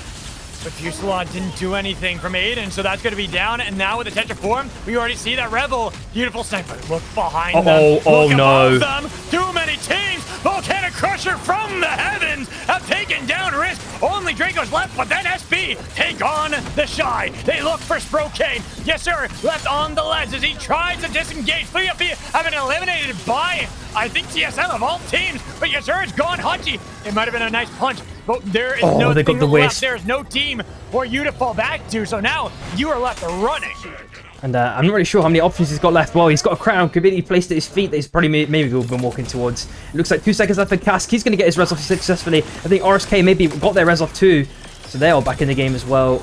And the bomb's just been dropped. The nuke, TSM are looking, they've held the armors the whole game pretty much unscathed. We're looking at Dreadstar for Blink as well, so that might be an ever instrumental pickup for them to utilize. Dracos has to pop the chilling finale, but he's definitely going to be dead here. It's the ulti. I think he's going to at least be able to get Baroof, so it might be a trade. But how does Risk get out? Tog drags him out. Risk are going to be gone. God. There's no way to get back into the circle in time. Is there? Revel does. That's all on the minimap. He is still alive, but then push back. Make sure that they eliminate him. Deathbrax says no way, Risk. So SB are going to keep accruing kills here. They're looking super healthy along with TSM. Kask is in the same situation he was, about 1 minute 30 ago. Pretty much Shy. Actually could just wait there. He's doing the box shots, in fact, onto Yasa, getting him back in the game. And then we're going to see maybe 3 teams potentially looking for a way to find some space into this next circle when it starts to collapse in. There we go. We're not getting another game with like 20 crown plays, right? It might be the case. Oh no, Hachi. Oh no. Second, missing the punch. He can blast off backwards, but guess what? There's that crown. They're trying to steal it away from Cask, putting down the frozen Zeep. Well, Hachi is playing a distraction right now, but he is taken out. And now it is on to Yasir to get rid of Cask, hoping for the miracle. Does he have the damage on Yasir? He sends he gets him! He grabs him! And once again, Mr. Back in the game. Well, TSM looked for the Stormbreakers. They push him onto the E-Plat. Waiting for a miss to get back into the circle. They have the flank angle onto TSM, but do they realize it just yet, especially with Stormbreakers up on the other side using the jump pad? Oh TSM, no. They pull in the bomb. They take too much damage, and now with the stuns, they got the summon napalm. Cass not going to be able to land, but he's got the B-bomb in place, waiting for damage to come in from Kuba. But the hook. Stormbreakers all dragging them in. They've got the slam. Well, we see that Deathbrax was taken on TSM solo, meaning that it was Cass that ends up being the first casualty in this 3-way fight. Sky Shark not going to help you out for a room. No. He blasts all he the way made over to TSM, but goes right over their head. Wait for the pull, but a nice dunk from TSM. Get rid of him, but Kuba has been able to get the revive. Another team back in again. I can't believe it. Amidst the chaos, Kuba just manages to stun the res, get it off for free. It's definitely going to be a repeat, I think, of the last game. At the last 10 seconds, Shin, they went for an aggressive back. They're going to get the car connect. No, unfortunately, Shin just making it away at the last second. We're looking at Cass with 1 HP, unfortunately dead. Oh no. And there goes the Bebo. He has been the savior of Mist over and over again. They need to get him back in, and they got the pull. Nobody is focused on a Mist, so they will be able to bring back Cask once again. Shen noticed a little bit too late, so Bebo back once more. SB playing up to the north, but down south, TSM now at their backs, ready to sandwich SB, but because they were too low, Baroof gonna fall for a Mist, and then TSM try to see if they can keep SB pinned between themselves and the Storm, while another crown picked up by Cask. I cannot believe it. How many crowns are available in this game? You know, I've made the Game of Thrones joke before, but I think it's an apt one again for this scenario. It looks like they've still got the bond. Just for the moment, it's going to be out of zone now, and the circle's now pulling towards SB. It's going to make things ever more problematic. TSM on the low ground against SB. SB also winning in the armor economy by a pretty far margin. Gecko with the blink as well. Tries a little slam against Theo. Unfortunately, not successful. Nuke is also dropped, negating the bonfire for SB. Oof. I was wondering if maybe they could have gotten a Death Box revive. I think that's it right there, that box up in the north, but they're not even going to attempt it. They'd much rather wait for the fight, and it's going to be the full fight between these two, SB and TSM. Here's the wad pumping damage, and they've already got Blink. First one for TSM down, but they got the respawn beacon immediately. They're trying to make sure they can stick it, so they bring back in Blink, but they're going to lose Theo in trade, because Theo completely separated. Now TSM down to 2 once more. Blink still suffering from that sickness as he tries to get back to land. The Kuba, he also has nowhere to play for, and then it might be it! From hell has destroyed TSM. The pulls from Gecko and Baroof. Nothing will land, but it's going to be SB now looking for a miss, as they still don't have any land. They only had that sliver left for themselves. And this is going to be a very hard position for MST to come out of. They're going to try and sack around, or Baroof is going to do that, but I think SB are covering all angles. We know that Baroof tried the pad, not too long ago to try and escape, went through the corrupted zone and died for it, so I don't think he's going to try that one again. Maybe they go through with Cask. I think Cask is going to be the instrumental player here to try and get them back into the zone so they can actually have a safe fight, but that circle is now slowly starting to creep in. It's going to make it really, really difficult for them, and they have to really think of something fast. There goes the fan. The Finn, and there's the nuke, and there's Dead Barek at the flank, already keeping them pinched. They try to get Baroof on the other side. Tong has crashed. They've gotten rid of Dead Barek, but look at the damage they were able to unleash onto Ghost. He tries to get back. Shin tries to get on his position. He's forced into the storm. He's gone, but Gecko will at least trade it back. 1v2. Kingpin left for SB. Crown on his head. Can he be victorious? Be the MVP for the team? Dodging away from the Tong as they look to see if they can get the revive. Kuba back in the game. It's only you, Gecko. You got a respawn beacon, but you've already used it. You don't have that hope. You got a minute and 15 left. You try to get the slam, but it's going to be Mist who got you slammed in the icy waters. Your own frozen death you find. Mist will take game 5. Man, that was extremely clean there by both Cask and Baroof, and also Kuba right at the end. He managed to circle around in the zone to avoid taking a bit of extra damage from Gecko to kind of make it, keep it a 3v2 and, keep himself as bait as well, which is a really important thing to consider, especially in these last fights. All the mind games become magnified times 10. That Cask clip is definitely going to be a clipper that I'm going to have to revisit a couple of times after the stream for sure. Oh, man. Wow. This, again, why I love Super 5 and I love these games. They're so fun to watch, so fun to commentate. And we have quite the tournament for Sprocaine and Azuna to throw for EU. It's our first, real one. The one I did last week was just the for fun one. This is our first serious one we've had on 1.0. And it has delivered through 5. Yep, and we've circled around to your favorite Storm Shift again. We're back on bullet trains. And after this game, there will be 2 more bans, guys. So, you're gonna, if you guys are paying attention, see if you can count, which one you think is going to be banned from at least, the previous couple of games as well, of course, based on pick rates, who's going to be banned. That's going to be the ever deciding factor potentially for these last couple of teams. We've just lost one player, so I think it might just be a reconnect angle, and then we are good to go. So man, that's hard, because I feel like once we got rid of both Wukong and Oath, it really leveled the playing field, and we have seen a pretty good diversity across the breach.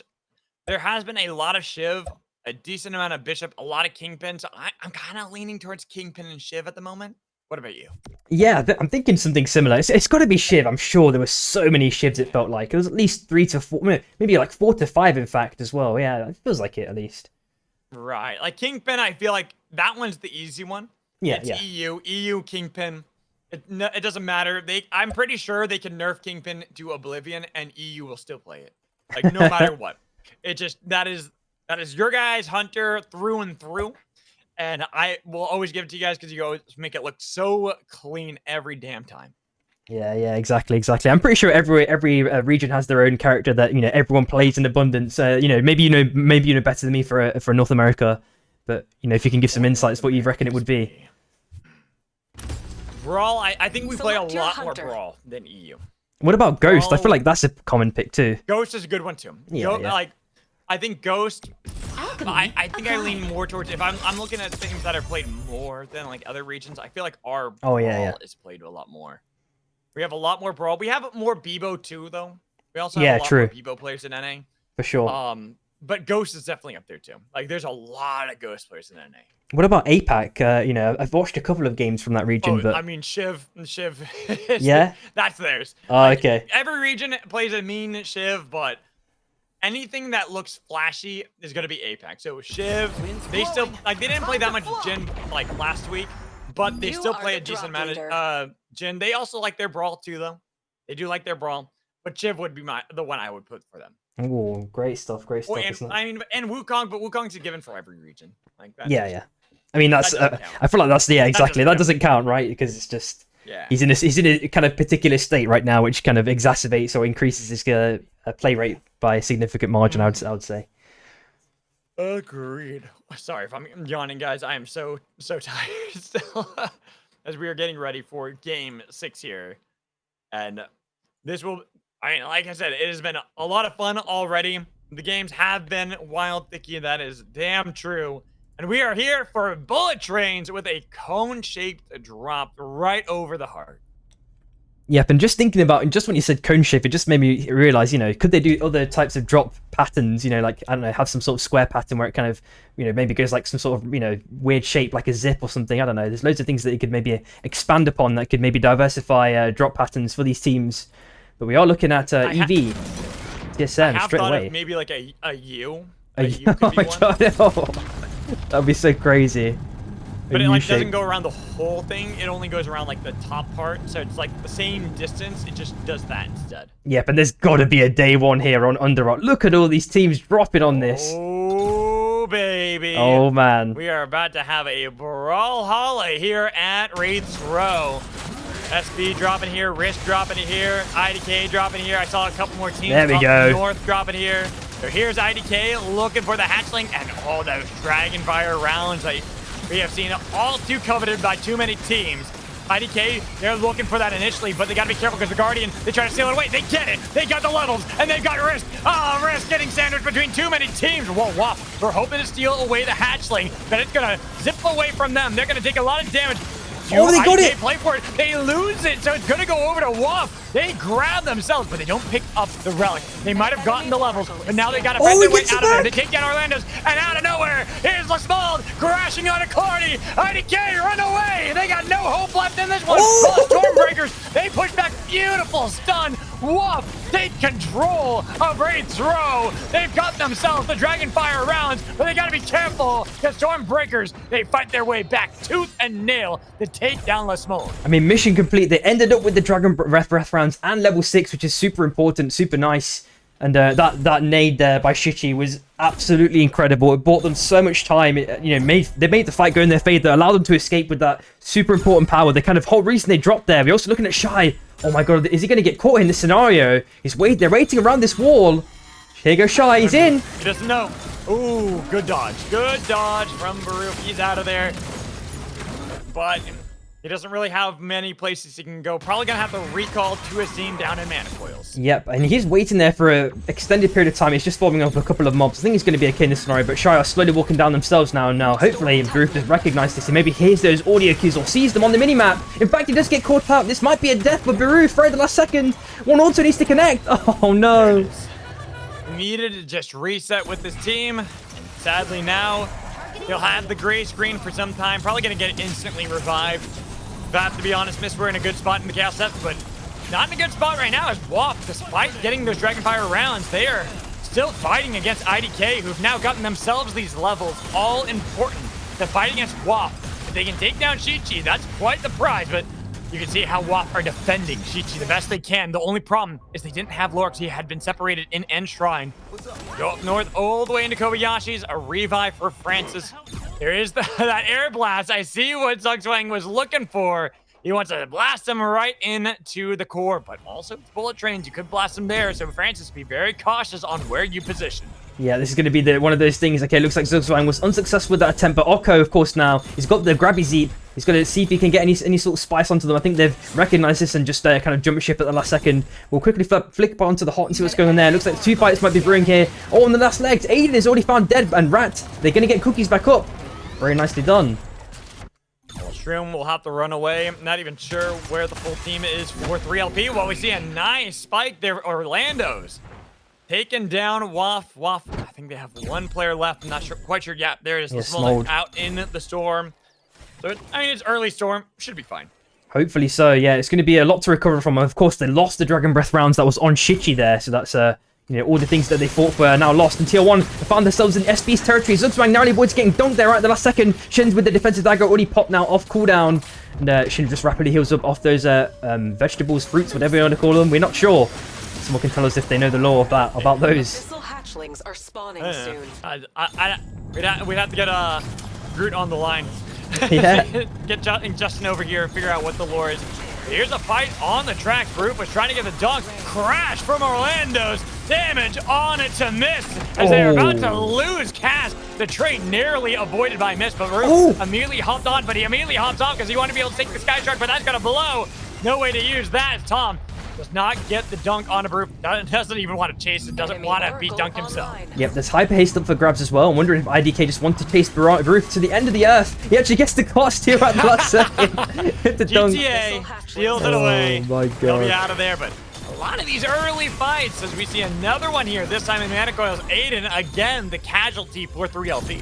Yeah, this is going to be another, you know, quite difficult for them to continuously recover. But we've seen this happen before so many times, so I expect them to recover in not too long. At the same time, on the edge, we're seeing Baruf. He's in the zone, trying to stick the broken res, in fact. And hopefully Shibe actually permit this so they can get back in the game. At the same time, Shroom is chilling on the south side on that bit of grass. Maybe just being a little bit of a CCTV camera, just checking out what's going on. At the same time, IDK get fully outed! Wow. Waff, take revenge. They should be able to get their Dragonfire rounds back, I think. Or did that get taken by someone else? IDK are out, and now Rat try to fight back against them, getting a little bit of damage onto them. A nice flank from Adamark as he's already gotten on top of Lork, but that damage they dealt back to the Rat and make sure they push him back. And even with Cookies putting down the Tetra form, they are separated, but Chi-Chi's been taken down. Nice. Mecky Mech taking down the Smolder and leaving only Lork, but he doesn't have an easy way out of this one, even with the base steel change trying to get him this distance away from Mecky Mech. Mecky Mech is dashing every which way and dunking them down, while Mist got eliminated right before them. Wolf are also gone. Yep, and I think 3LP, I also saw in the kill feed that Kuba got killed by Shroom, and that provided 3LP, you know, complete full-in safety to get back into the zone, get the res off as well. Hopefully Shroom can make it out of this one. The zone is not doing too much damage at this point, which is pretty nice to see. On the top side as well, looks like JSP just far being pretty much isolated. No one's around them. And Tier 1 also, they just had their own little mini recovery. They've got the armor pickups for 2 members again, so they're not looking too bad. Meanwhile, there's a big convergence potentially for 3 different teams here. 3LP, they're in a bad spot, and that's why they just want the hell out of there. They're going to leave Hachi out. They're saying, hey, take the Shy, take him. But Hayden's like, wait, maybe I can sneak in a quick kill, then blink back to the rest of the team. Yep, and we're also looking at SB potentially applying pressure onto EV. They've just taken one of the Guardians, and Shin is on the left-hand side. Gecko's not ruined himself yet. The hook attempt just narrowly misses, and Levi does get the bonus, but no stun connection. Levi also pops in even further. The Fusel just popped as well. Not too much value acquired. Deathbringer goes in for a punch. Gets the connection onto Crouch. Got him to less than half HP. The dash and reunite onto the outside of Iron Acres. And Gecko's just waiting maybe for another hook. Nice from EV so far. They've actually been able to hold their own, and now they put down the Chilling Finale, looking for the root. They got it to land. They've got Gecko, SB. Now they are the team on the run, even with Shin trying to stand strong up against Levi. They aren't able to get the damage. It's going to be the link forward. It's grounded with the Bulla. Levi looking for the damage on Shin. Just needs to land some so that they can trade it back, but they have been double bullet. They're going to be stunned, so Shin will be able to get out. Yep, we're looking at Combustion and Corrosion for the Night Ones, and they're both relatively close to each other, so, you know, if there are any teams that play for that kind of macro-oriented play, But going for those souls, then you're going to see a lot, you know, it's going to magnetize those teams towards it. And because they're both close to each other, I think the chaos is about to erupt very shortly here, Magical. Me too. Too many teams, again, too many cooks in the kitchen. This is what happens, especially around these hatchlings and these meteor beasts. In this one right here, where there's two in close proximity, you see all those crystals everywhere. It is going to be chaos soon, Smeary. Yep, I think so. I think just after this phase, maybe there will be a big fight, but at the same time, we flick down to the bottom right side. 3LP were just maybe looking to force out RSK. They know that at least Calcia's in this relatively close, and we're also seeing Saros and Revel as well. We need to see which direction they want to go in this scenario. Acklinks is potentially considering going towards Revel, but the dunk from Calcio. Landing that, but still disengaging 3LP. They're kiting backwards. Aiden's been left out, and he's trying to see if he can avoid it with the Fusillade, getting a lot of damage. And now 3LP beginning to the Volcanic Crusher. Beautiful pull from Calcio. Almost getting the dunk, but what an E-plat. And then immediately into the Chilling Finale, forcing away 3LP. But the second win takes down Calcio, traded back on the other side. Aiden gone. Draco's Revel. They'll hold on to land, while 3LP, they'll slowly be pushed back over to Risk. Yep, and I think that seems to have stabilized potentially for the moment, unless Shroom wants to go Macro mode and have a 2v1. He's dashed back up to the north side. I think he's, it's been called off. Maybe a boxer's attempt that might be successful here. There we go. Acklinks does bring back Aiden, but the zone is going to be quite damaging now for day 3 zone. So we need to see how they make it out of that one. Looks like Eevee have taken one of the souls. And who took the other one is the question. Maybe SB. TR, maybe SB got it. It's hard to tell on that one. Too many teams. And now Rat, they've already found Sprocaine, but Tetra Form trying to separate with the Sky Sharks. There goes Hachi. Only Asur is alive as the train. Not going to take anyone down on this one. Yes, sir. Getting away, but he has to hop onto it and try to defend it against Mekhi-Mek, who's not going anywhere. Hold off! Looking for the fight against Aiden instead. Mekhi-Mek got distracted. No longer wanting to stop the revive for the Shy. Do they even get it? Or did Yasser have to hop off the train before it went into the storm? I think he also had to hop off. Yeah, because I was looking at that down below to see if they were able to get that. Well, we do see a nice trade on Aiden SB. They got rid of Cookies as well. Mekhi-Mek, he played so well against the Shy, but that ultimately ended up being the doom for Rat, because now two are gone. EB fight against SB and send them packing. Yep, and SB are going up to the north side now. Of course, they've lost Gecko Tier 1 chilling in the bush just temporarily. Maybe just, guiding, seeing where they can go potentially, and then maybe jump onto someone right at the last second. Shy have also fully rested on the heart, so Yasser managed to get that one off successfully. Meanwhile, Mekhi might be in trouble, just been hooked in. No, Mekhi, oh, no. Rat, and another early elimination for them as well, so taken out of this one. Looking at the teams left, I mean, right now, TSM going to be really happy because Mist, they got eliminated really early as they had just taken away first place probably from the last game. We're looking at our teams. We said it before, any team can win, and Shy, they lose this year, but they had gotten the revive, while 3LP still around the heart. They look at Risk. They saw Calcio, broken armor, but he has the Krabby Squid, and then Shin is actually going to be the target as he tried to see if he can blink back in the middle of 3LP with the help of the Fusillade to heal up a lot, but the chase is not enough, as they are going to be able to take down SB, at least get rid of Shin, then Risk playing aggressively onto Accolade. Yep, and 3LP are going to need to be very, very cautious about how they play this one. Hopefully, Calcio maybe just averts his eyes for a split second. Instead, he goes for the full Wisp Swamp, so 3LP now have to look for some sort of other opportunity to get a res. There is obviously one on the train, which I think SB just successfully performed. They're back in the game, and TSM just took out Oko as well. Uh-oh. TSM about to fight up against SB, who had just gotten Shin back into the game, so they lose Theo, immediately go north, back up to the respawn beacon outside of Magebox, should be able to bring back up the team again. Yep, it's only a very short res, 6 seconds of course, and they've brought them all back. One member has res sickness, but they should be okay. Should be able to get out of this scenario. But Shin is just sending it in fearlessly. Gecko's there with reinforcements just afterwards. He's going to be looking for his own hook. Misses the prediction, unfortunately, and Debreck's there just like lagging behind just to touch Theo with the squid that just misses. And it looks like they've found they've each found their own portion of space that they can just chill in for now. Meanwhile, on the south side, oh, look at 3LP. They've got the res off as well themselves, somehow. Risk gonna have to run away. EB actually playing really aggressively on this one, but making sure they're staying strong on their land, forcing Risk to play into their hands. Every time it looks like they're about to get caught out, kite back perfectly, then re-engage on a Risk. Well, Risk now getting flanked. Seeing that 3LP can assail them from the south.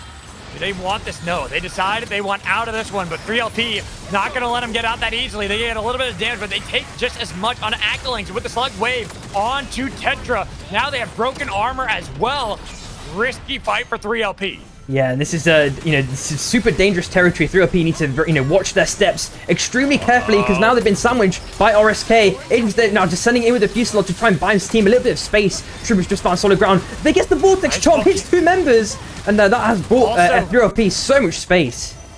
Yeah, that anomaly too from Accolings with the Volcanic Crusher to get a lot of damage on it to Risk, forcing them backwards. But Levi, he's still playing very aggressively, fishing for these. And then the Chilling Finale onto the other side, but it's going to be blocked by that Rock Wave. Not landing the Vortex Charm at the second one, pushing back Risk and giving an avenue to 3LP to try to escape, but JSP is still on the tracks. They aren't looking too strong with only the tier 1 armor, and then SB coming in from the north out of Magebug will keep 3LP pinned. Yep, and it looks like tier 1 are going to be able to take Immorus completely for free, so they're going to have Bubba's buff. That's going to be pretty nice. Meanwhile, Shy looking for a potential long rotate here. They're being held up by TSM potentially. It looks like Blink is doing a bit of information gathering, so that's going to be pretty nice. We've seen the zone pull to the bottom right hand side as well. It looks like we see Levi, consistently applying pressure to any team who just sends it in with a defensive dagger. He's got the fan this time to be the gap closer. And Calcio just narrowly misses his dunk. The Fuselage is popped, getting mega damage onto Calcio. Super low. The squid play. Still alive, though. That's the all-important thing. And they still have Dracos escaping. Risk are alive, but guess what? SB, they play on to Risk. And with the help of Accolades and 3LP, 2 gone for Risk. Only 1 manages their escape. Super duper nice pickups there for 3LP. Yasa getting the kill credit for both of them, and it's Rebel last alive. Unfortunately, gets outed by Levi. That rotation was somehow went really sour for them in that scenario. And of course, the bullet train is going to become the ever-important new enemy that teams will continuously have to consider when they make their rotations or plays. We've seen many deaths happen before, not too long ago. Let's see if it happens again. EV, gold armors on 2. See the SB have broken armor on 1. Almost were able to find that, but SB wisely kiting backwards as we see a full fight up north. TSM and 3 Little Pigs. The nuke made it so they couldn't escape that way, but they got a land damage with the second one connecting onto Theo. He'll send himself down to the abyss, or can he get back on the mantle and be able to survive? Vortex Charm keeping him away. Then SB, they play on into TSM's position and keep them away from the Wisp, so they will be down a player. Yep, and I'm really liking how hungrily all of these teams are playing for points. Any points that they can grab, they are denying points as whenever possible as well. Yasa with the crown pickup, he's trying to get that very important kill onto Wody. They're trying their little mini 1v1. The LMBs are being sent continuously, but who's going to get the kill? If not the steal, no! Oh, yes sir, couldn't get it. So they are eliminated right after TR1, and then JSB sandwiched between too many teams themselves. Trying to grab the Tonk, but it's only going to be 1 that they were able to kidnap, and now they are out in the storm. And it is cold when you have no home left. Oko taken out by EV with the help of 3LP, as 3LP keep themselves at the outpost. Yep, it looks like a full recovery from most teams. Spelky trying to get that res off at the last second. Hopefully he can get it off, but he's going to take an extreme amount of zone damage. He's going to have a long way to walk back. Hopefully he can make it out. But I think a lot of teams may be looking to gatekeep this one. We are looking at SB just chilling on the train tracks at the last second. TSM also on the south side. It looks like the rotation, they tried it this way. Oko is going to be met by Shin, gets spiked instantly. 2 members are already dead, and the 3rd member is dead shortly after. That is JSP outed. 5th place. All right, so 4 teams remain. Not much land is there, a lot of track where teams have to play around with the bullet train. Looking at their position right now, TSM, probably the worst for wear. EV, keeping them way down south and actually playing aggressively. Theo is going to be the first casualty, while the rest of TSM use the jet stream and rings in order to reposition. Might be able to grab that base camp and grab a crown at the same time. Yep, let's have a quick flick over at Econ and see how teams are doing. These guys are pretty much okay. They got the crown pickup as well, really nice. EV are doing surprisingly well as well. 3LP have basically no money left, so we've got to hope they've got the armors, in reserve already. They've already picked up. Meanwhile, SB are basically millionaires. They can buy me a house if they would like to. Let's see on the left-hand side, we're looking at a mini rotation from Meep. He's trying to maybe look for a little bit more extra money whenever possible from these spare boxes that he's just found, and we need to see how that next circle pulls, because I think that's going to be the ever-instrumental one. That train is now coming down fast. SB chilling on this mini-island. They found 3LP now, of course. They're rotating up to the north side, potentially. I'm wondering if they've popped the profits. It seems that they've got this information in advance. As SB find themselves in the middle of too many teams, they're get a nice pull, but it's going to be the second win immediately afterwards with the Tetraform. Throwing the boulders, but that Fearsome one to take down Aiden. Make it so the SB still holding on to the land outside of Mage Bog. Getting rid of one player on 3LP. I heard another crown, so 2 will be at play. Wicked stuff, wicked stuff. And yep, the zone is now putting up to the north side, as we did see. 1 minute 20 left for Shrew, as you mentioned, with the crown. And 25 seconds left for Blink. I think they can hold this one out as long as they got maybe like one more E-plat. They might need them just to kind of rotate between two. Shin is looking to pressure them out, which is going to make it a very, very hard juggle now. EV applying pressure. Looks like the hoverwings have been used, the level 3 hoverwings. Blink is now fully on the south side, just chilling for the moment. He's got loads of space to play on now. I think this might be the free, easy out for them potentially. Hopefully no one dies to the train though. Should be able to bring back in the team, but now EV. They find themselves in the middle. I don't like this position for them at the moment. They try to see if they can Levi get onto Deathbreak, but now it's going to be Shin with the Fusillade. Chilling Finale has kept the fight separated. We see on the other side there's going to be 3LP with the crown, trying to see if they can get it for Shroom with the second win, trying to push them back, keeping them healthy. TSM, they got their revive off. EV, they've been able to outlast finally. One falls. SB take one out while Levi on the respawn beacon was hoping to be able to bring back in Crouch, but he has to get into the rings and back onto land. They have to pick up a crown as well. That's going to be another crown, possibly 3 in this top 4. Mr. Ice-T's got to be careful with how he's positioned. They've been able to push back. Oh, they got him! There it is! Crashes back in! EV, they've got the play onto SB. They've forced them back onto the tracks. And they got him pinned. Here's TSM as well, trying to help them out. But they got to be careful because 3LP are up in the north. Shin getting the Beazle one. The train takes out Gecko! And Shin has himself a crown, hoping that he can take out the ground that is below EV. They've got the rings and they've got the greatest distance. They might be able to get away while the fight between 3LP and TSM. It's going to be Acklings, the first casualty between them. Another crown, 3LP. So many have they gotten in this tournament today. Can they get another? Not this time. Pulled back in. Only Shroom is left. Oh my god, and Shin with 1 minute left basically. EV and having a full-on fight against TSM. Hopefully, he dashes away at the last second. Hopefully he can be okay. Oh my god, this is kind of worrying though at the same time. I think I might need to restart the stream as well. Potentially having some tiny audio issues here and there with some audio crackles. Yeah, I heard it a little bit through Discord as well. We can get it after this game. Yeah, no worries. Hopefully as long as you can see the gameplay, that's the main thing. Exactly. Right now it is fine. We got another train coming down the tracks. Still 4 teams left. And with that crown there for SB, 30 seconds left on the clock. They're hoping they have enough time, an E-plat to try to survive. Well, they've got Levi getting damaged. There goes Theo, taking down Shin, hit by the blast off, and punched down to oblivion. EV have taken out SB, but they still have to deal with Shroom. They've got another Fusillade, another crown. No crown this time for Shroom. Double spike, and the train to end the game for TSM. I can't believe that. And the just before that, of course, we've got to shout out Ice there. He had the most insane like ice wall play. I think Deathbreak went in for a punch or an ulti or something along those lines. He's really, really close to EV, to Ice, and then Ice managed to place the wall somehow. I don't know if it glitched past him, but it basically completely walled off Deathbreak, so we couldn't escape there, and that just caused them to get the crown reset. Super nice play there. And I will quickly look to reset my game now. Hopefully that resolves this issue that we're having with audio. So hey, just this is the perfect time. Yep. Because we gotta add up points. We gotta get ourselves the band as well. I can use the bathroom, which I've been needing to for a while. So I will be right back while we get this all fixed up. Yep, all good.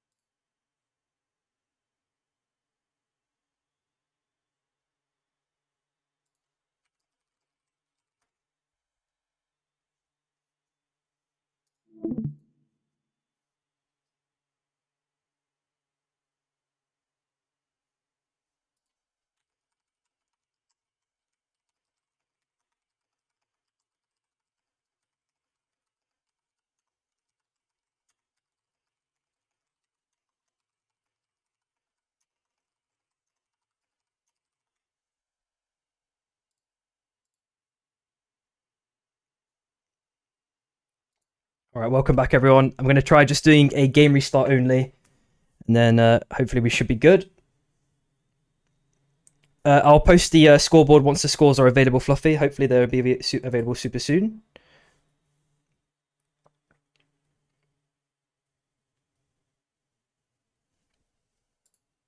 I'm just getting an invite.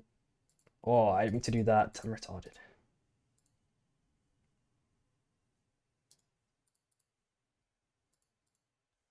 Hopefully it's good now.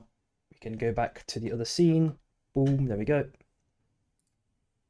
Yeah, let me see if the scoreboard's available as well. It's not been updated just yet. I believe it's all being calculated though, so we'll be getting the bans in, of course, now for game 7 and 8. And then we should be good to go. So the next one is going to be unstable. Oh, I can't do it.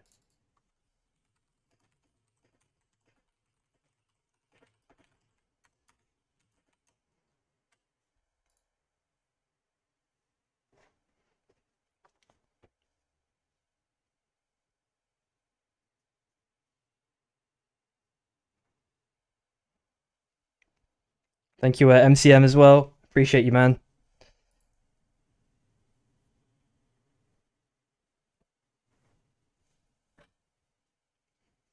Man, it's gone super humid, man, in the UK as well. Just 1 second. Sheesh.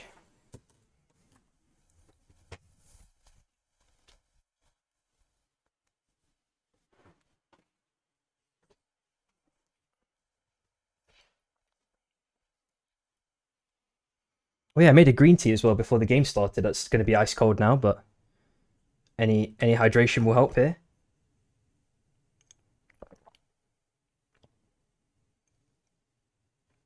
Oh, super nice. It's like infused with strawberry as well, so it's got like a sweet note to it. I usually buy them for the winter, but I just thought, if I can get some sort of caffeine in that doesn't really like overly dehydrate me, I'll take it. Welcome back, dude. There we go. All right, I need to get some tea while I was up. Yeah, dude, exactly. I had already made one just before. I was just talking about that. That's all. I was up, so I'm like, okay, I'm gonna make a quick cup of tea, add some honey in there, get us through these last 2 games. Oh man. Also, Not too far to go. Oh, we have a score update, so I'll just copy that link and get that in the chat for everyone. hey, Boom, there we go. Oh, yeah, I'm gonna open it up. I'll show this off on stream as well. We can see it. There we go. So we got right now TR1, currently last place, going into game 7. Our final 2. We have 2 more bans. Thank you as well at what is that? 19. Oh, I can't. I'm so bad at Roman numerals. 19. Yeah, 19. 70 something. Thank you so much for the compliment. Me and Samiri, we put our everything into these casts. We try our hardest. We do the best we can. But here we go. Let's go over the points. So TR1, the real ones, right now in last place, 29 points. Right above them, Waff, Wipe, and Flex at 43, and just above them, Risk at 44. 1 point separating them. EV, second place finish, has elevated them up to 9th place at 49, with IDK a single point above them at 50, and then only 4 points above them, JSP. Then we have quite the jump up. Rat at 68 points. So despite getting a first place finish, still not quite high enough at 6th place. Missed at 5th place with 86 points. So quite a jump again. And then another jump up to 4th place for SB, the Stormbreakers, at 104. So they have hit the triple digits. Then going up to, oh wait, tied with them. 3LP 104. Oh my god. Yeah, and then the Shies at 106 in 2nd place, which means TSM, they got quite a lead. 134. Damn. Currently our 1st place team. And let's look at those bans, shall we? Let's see what is it going to be? For our bans, everybody. So if we look at our chat, what have we got? We haven't got them yet. Okay, wait, no. Yes, we have. It is going to be Kingpin and Shiv. Those are the 2 that will be banned in this next one. Also, Samiri, I need you to stream the Oh yeah, sorry, my bad. Completely forgot. I forgot it turns off the source when you turn off the game, of course. Boom, But there it we is go. a-okay because we're gonna have quite the shakeup going here into game 7 for it. So only 2 remain. Exactly. TSM, a what, 28-point lead over second place. 30 points over the next 2 that are tied at third place. So as long as they're able to keep themselves in top 4 for these next 2, I don't think any team's gonna have enough in the tank to catch up to them. Exactly. I just need a quick refresher as well. Last game, it was the victors were. I just need to update my scores. That's why. Was that TSM? I think so. My mind is fried. Mine too. I had to think for a second. EV got eliminated by the double spike into train combo. That's correct. That's So- correct. It must have been but TSM, 100% then. I think it was TSM. Yeah. Awesome sauce. Okay. Is it all looking good on your side, by the way? Everything is looking fantastic, and I'm Wicked ready. stuff. We have 2 more games, so it's going to be unstable portals, and I'm assuming cross country to end, correct? Yep. So let's get that Ooh, good updated. one. Boom. There we go. I think everything's good to go, and we are going to be Cross country starting. is definitely the second best storm shift. Nothing's going to beat Bullet ever. In my opinion, nothing will ever beat Bullet Train. I know a lot of people like cross country a little bit more, but I will always have my fondness for the Bullet Train. Fair enough.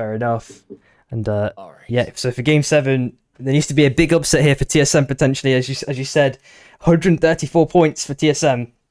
There's a decent amount to climb for the second and third place, of course, which are tied. Oh no, not even tied, but they're very, very close to each other. Shy, of course, with 136, 3LP with 104. So, you know, things can still change. They're still quite volatile on the top end. Right. Oh yeah. We have seen tournaments, especially in EU, come down to a single point or even a tiebreaker scenario where they are tied with points, and it was down to how many wins they had in order to break said tiebreakers before.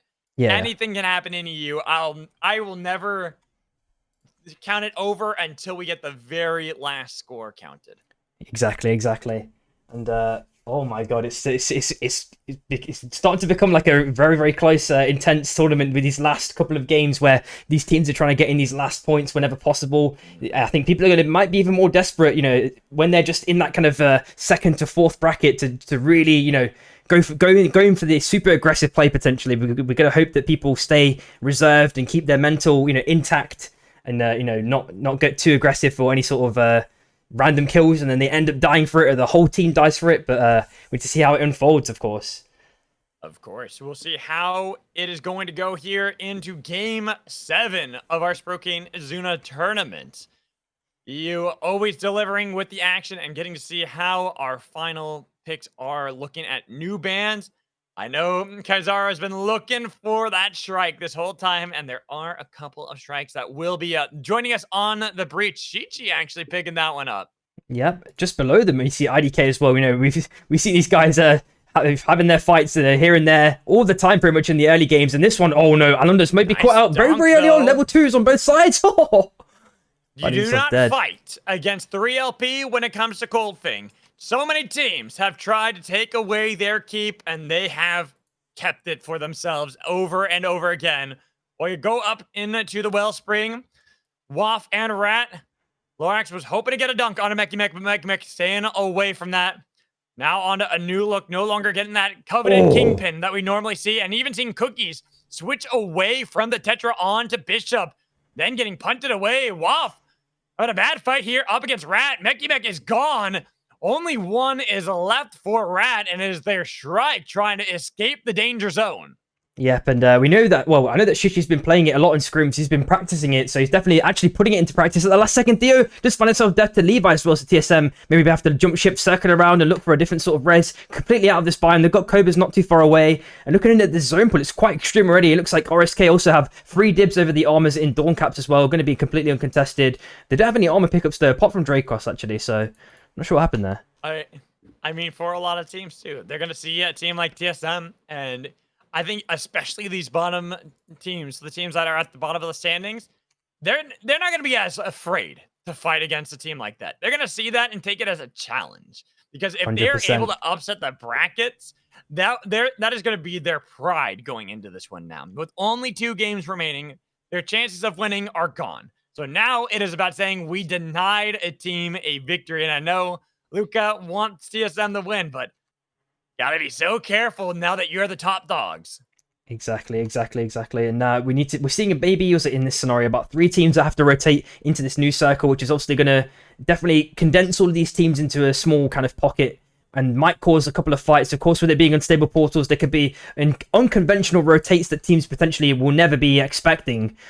So you always have to keep your eye out for those ones as well. At the same time, it looks like it's still not been any more armor pickups. I really don't know what happened there. Maybe another team dropped there and kind of yoinked a couple just before RSK got there. At the same time, it looks like we're seeing 3LP mostly kind of relics up at this point. I think they're going to get the final relic purchases in very soon, or then maybe farming up a little bit more money. In fact, actually, I don't think they got the whole biome on Cold Fang, so they had to kind of they're kind of delaying it a touch before they can get to their next relic shop, maybe. Mm-hmm. Looking at where our teams are, how they're kind of positioning at the moment. Despite some early fights, it does seem that everyone's been able to survive, but there are a lot of teams kind of grouped up here near Kobayashi's. We're getting close to nighttime. Teams have got to be cautious on how they're positioned around here right now. TSM kind of pathing through the town. Shies were there as well. Seeing on the kill feed that there is quite a fight there outside of Mana Coils and Wellspring. WAF retaining their control over the Wellsprings while SB only have Deathbreak, another potential upset here. Oh, there's no way. Looking for him, but he was able to get right past them. Shroom, check it. Is he going to check it? Oh, yeah. Oh, Wapper there as well, though. And the chaos. He hasn't spotted him? There's no way! Lorox, come on! Way. Oh, he gets away. Deathbreak will be able to escape because WAF help him out. There's a full fight, but with the Tetraform placed down, Lorox going a little bit aggressive. Gotta be cautious as they hit the Vortex Charm. Shroom then sending himself forward. The stun landing on Alyssa Mulder, but he was able to dash away. While Waffle looking for those headshots out of Shichi, but the dunk attempted as they're trying to keep him alive. He gets looking for one more, but a nice hit from Shroom. Then pushing back on Alorax, who narrowly avoids that all. Yep, and in the same time, it looks like, Dracos has been knocked off of the cart. The last second, Evi has now hopped on, and Dracos is probably going to be dead here. There's going to be a nice kind armor donation there to Evi, and Shy are also taking their own little mini rotation out of here. We're seeing Stasis and the Air Blaster there from Yasser as well, and another potential fight brewing this time between WAF and 3OP. I think, again... WAF, Spoldo had to surge back with the rest of the team. 3LP trying to play aggressively, but look at Lorx finding the dunk on a Shroom, and now Accolings. He was about to overheat, and he goes right over their heads. And they are on the pursuit. Nice rock wave. Then the dash away with the lance wide. Tetraform, keeping himself alive. Yep, and on the top right-hand side, looks like Hachi found Crouch as well, so EV are just 2 members. They've got a long green rotation. They want to take it with that kind of high risk. It's going to be a bit blind, though, but even then, risk. I mean, there's a res on the bottom side they could potentially go for. It's kind of isolated, but then they have to walk back a long way into the zone if they do choose to go for that one. I think they're considering their options first before they go for the dive. In fact, they've just gone stuck the res there. Never mind, I'm completely blind, of course. It's A-okay. Sometimes it's also hard to tell when they're standing on top of it, but... Yeah, exactly, yeah. Still, going into Game 7, we do see the kind of difference. Once you start getting these points added up a lot, right? Teams, especially if they're at the top, are going to play a lot more conservatively, especially a team like TSM when they have a sizable lead. Yeah, exactly. They don't want to get themselves caught out. They don't need to get these kill points. They just need to outlast to get the points from placement. As right now, Calcio nearly got caught out by that Tetraform, but even with the delivery system, it gets avoided because the barricade kept them locked down, but they still take Acklings and force Shroom over the abyss. Separated once more from the team. And I think Aiden was like 1 millisecond off getting that spike grenade to hit the wall, and it would have been actually insane if he did hit it. It would have probably been a 3-man. At the same time, SB on the top side have pushed away TSM temporarily. As you just mentioned, of course, TSM want to play ultra safe, and SB want to be probably chasing them hot on the heels. Likely, they're just going to keep continuing this chase endlessly until they've forced TSM into a very sticky situation. But they're going to be able to hold their ground. Omas are looking super healthy. We're looking at Thea with only one relic, well, all of them with 1 relic, in fact. They've probably had maybe a rough time farming a bit of econ. Actually, they're kind of rich. They just need to make their way to an outpost, and then they should be good. But look at this. SB, I love that they're chasing TSM, They're constantly playing aggressively, but looking at Rad as they have lost cookies, WAF are looking pretty hot in this game. They've gotten great fights against a lot of our teams. No. As we look north, this is exactly what I was looking at. SB have taken TSM down to only Blink. That is a catastrophe for this first place team who need the placement. And look how crowded Mana Coils are. That is not a safe respawn beacon at all. Yeah, Meki with the crown as well. There is the res opportunity, of course, but WAF are relatively close to kind of hovering over it. So I think, Blink needs to be very, very, clean with his res options here and picks the kind of right choice. I mean, hopefully Yasa makes his way out as well. RSK take down 2 members of JSP. There's only 1 member left, Oko, now on the south side. There are the soul spawning soon as well, phase walking and auto repair in very, very, very shortly as well. At the same time, TSM, they got the res successfully, but they're in Shy's territory now. I was about to say, they chose wisely when it came to the respawn beacon, but the problem is they had to fight their way out of the territory that Shy controls. Sprocaine wanted to be able to tag him, find it with the napalm on a little meep. Only one again. Guess what? You blink and you almost miss it because Blink back on another respawn beacon. But he knows how crowded it is down in Mana Coils. Yeah, and he's really, really biding his time playing ultra slow. He doesn't want anyone to be around him. He doesn't want any action to kind of brew. Or if it does brew, it's kind of in a, they're really fighting each other. And it's not like, they can't really quickly avert their eyes onto him. At the same time, Puerdas does die. The last member of Tier 1, they are outed last place, unfortunately, for this game. And at the same time, EV and MST with their own little mini brawl as well. But MST, do have the high ground. That's going to help out TSM having another team eliminated. Again, they are playing for placement points. They're playing to play slow, but now they've heard the fight that was happening down in the Mana Coils. They knew that WAF was already going up against Hachi and Shy. Hachi down. Yes, sir. Might join him as well. He tries to phase walk right past LaSmol, but guess what? With no health, you don't have much hope because Shichi's already on your position. Full board, missing, needing those headshots. Yes, sir. Has been able to ride the rings out to safety while they have to deal with the fact that Sprocaine now has been separated from him. Tried to see if he can push himself back into the circle, but it's going to be Sprocaine gone. Shy are out. Yes, sir. Was found out. While TSM, they are back in the game once again, taking advantage of all that fighting. Yeah, that was insane because that's they were like 3rd place if I'm not mistaken, right? And having that in 11th place is really, really bad because obviously you don't get barely any placement points, if any at all. TSM, as you mentioned, did get out successfully. They still need to get those relic purchases in, and with the changes they made recently, there should always be at least 2 relic shops available. So they've got to hopefully find some, maybe an RNG high roll, maybe one drops on top of their head for that next circle. We're also seeing one of the souls already been taken. Maybe MST. No, it wasn't MST in this scenario. I think it was 3LP. It was it could have even been Eevee. I think maybe one side each took one of the souls, it looks like, in this scenario. 3LP slowly kiting back up into the Molten Fortress. Noticing that they could have gotten pinched by 2 teams. No, seeing still this huge congregation of teams down in Mana Coils. The possible chaos that can brew from 1, 2, 3, 4 teams, almost 5 if Mist decide to go down south into the Mana Coils, or even risk if they hop into one of these unstable portals and get their way down south too. Oh, and he got the hit down, got the spike into the lava, which caused Spokey to take an extra bunch of damage, and he has to dash away at the last second. Has he got the old smite? Oh, just narrowly misses it. Calcio just out of range there. Vortex Chom also misses. Oko doesn't hit with the car ulti, does not get any connection, unfortunately. Spelko tries to mirror that, but cannot catch up fast enough. It is Oko, last life for JSP. And not having many angles, nor having any of those unstable portals that they can utilize. Well, we see Baroof getting chased by WAF. WAF playing so aggressive. I love to see this from our teams down at the bottom of the standings. Fighting tooth and nail, despite being way out in the standings. They don't care. They are looking for that glory while Mist get pushed off the respawn beacon. Only Kuba left and has to have a miracle for the team. Well, TSM were staring down Rat, but now they are looking a little bit stronger. They've been able to slowly claw their way back into the game.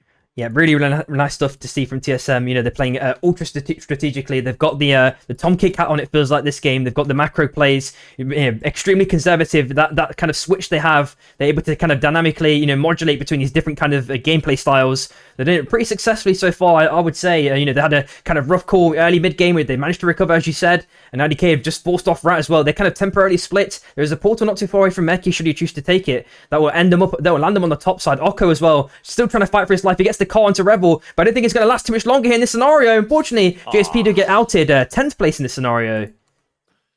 And so another team gone, and with 9 still remaining, we see Crown. WAF, they've been playing so many of these 50-50s. Eventually, they were going to roll low on this one, and unfortunately here, out in the corrupted zone, They're taking out too many fights. They end up finally getting burned. Yep, and I don't think he couldn't make it out here at the last second. Mech might be able to get a free kid if he wants to show his face and, show a little nice emote. At the same time, we're looking at Nard Hot spawning in about 20 seconds. 3LP also having another brawl, this time against EV. They didn't do too well. They didn't do too bad last game, shall I say. They're on the lower ground this time. Adamok on the left-hand side. You know that Ratok can temporarily split, so Adamok is definitely not wanting to hard engage against 3LP, knowing how, ravenous they typically fight. At the same time, Cookies is on there on the left side on that Bishop. Still looking at how teams are positioned right now and where they're going to look for and who's going to look for what right now. SB getting Deprac back in the game, but we see that Rat are struggling up against 3LP. Adamark gone. Cookies, Mech have the unstable portal if they need a quick escape. With that Sky Shark, Acklings was threatening to chase them, decides not to. Instead, looking for the fight in the Wellspring. TSM. Oh no! Theo has been taken low and missed. Hoping to take down their rival namesake, Theo, full bore to the face at a point-blank range. Had that respawn beacon, another one for TSM, their third one that we've seen down here in the Southwest. This napalm has been summoned, but they have been able to get away, barely getting back towards the steps and keeping themselves alive. That's going to be the name of the game here for TSM. Yep, and I think one of the important things we did see right there is people are diverting their attention to TSM, even in the midst of a fight. They kind of divert their attention from the third party and just say, "Yep, we've got to get TSM out, guys." So that the macro influence of the points is actually influencing gameplay now in the micro. Of course, we're looking at Aiden as well. Triple red perked up, jumping over to the north side, going over, seeing how SB are doing real quick, and maybe he's going to jump back. We're also seeing him with the perk buff that makes him invulnerable to the lava as well, which is really nice to see. I think all members have picked up. In fact, nice. Yeah. 3LP, they see either TSM or SB. These are big targets for them that they need to take away because they don't have to worry. Shy are already gone. That's one of the teams contending with them towards the top. They need to get rid of the other two if they want to make sure they have that push towards the #1 spot while Eevee get eliminated off screen by Risk. TSM then take out Adamark for Rat while Risk now sandwiched between IDK and SB. Yep, and it looks like SB are trying to decide on which kind of decision to take in terms of who to fight and when to fight them, because obviously we do see Debrek he's kind of got low armors here, and SB kind of playing an unconventional comp that they're not typically used to, so they kind of have to play it maybe a bit differently to how they used to. We normally see like Shin playing Shiv with the defensive dagger instantly trying to get some poking, Gekka there with the reinforcements, but with the comp change it's made things really, really awkward and difficult for them, but they are still surviving here. Card's been placed. Yeah. Meki with the crown pickup as well. Let's have a quick flick up and try and find out where that crown is. There it is. There it is. There it is. Missed placing that down. Yep. So that's why I was wondering where we are going to be taken, and we're going over towards Chaos Steps as we have TSM sandwiched in the middle of too many teams, but SB, they find themselves in the same position.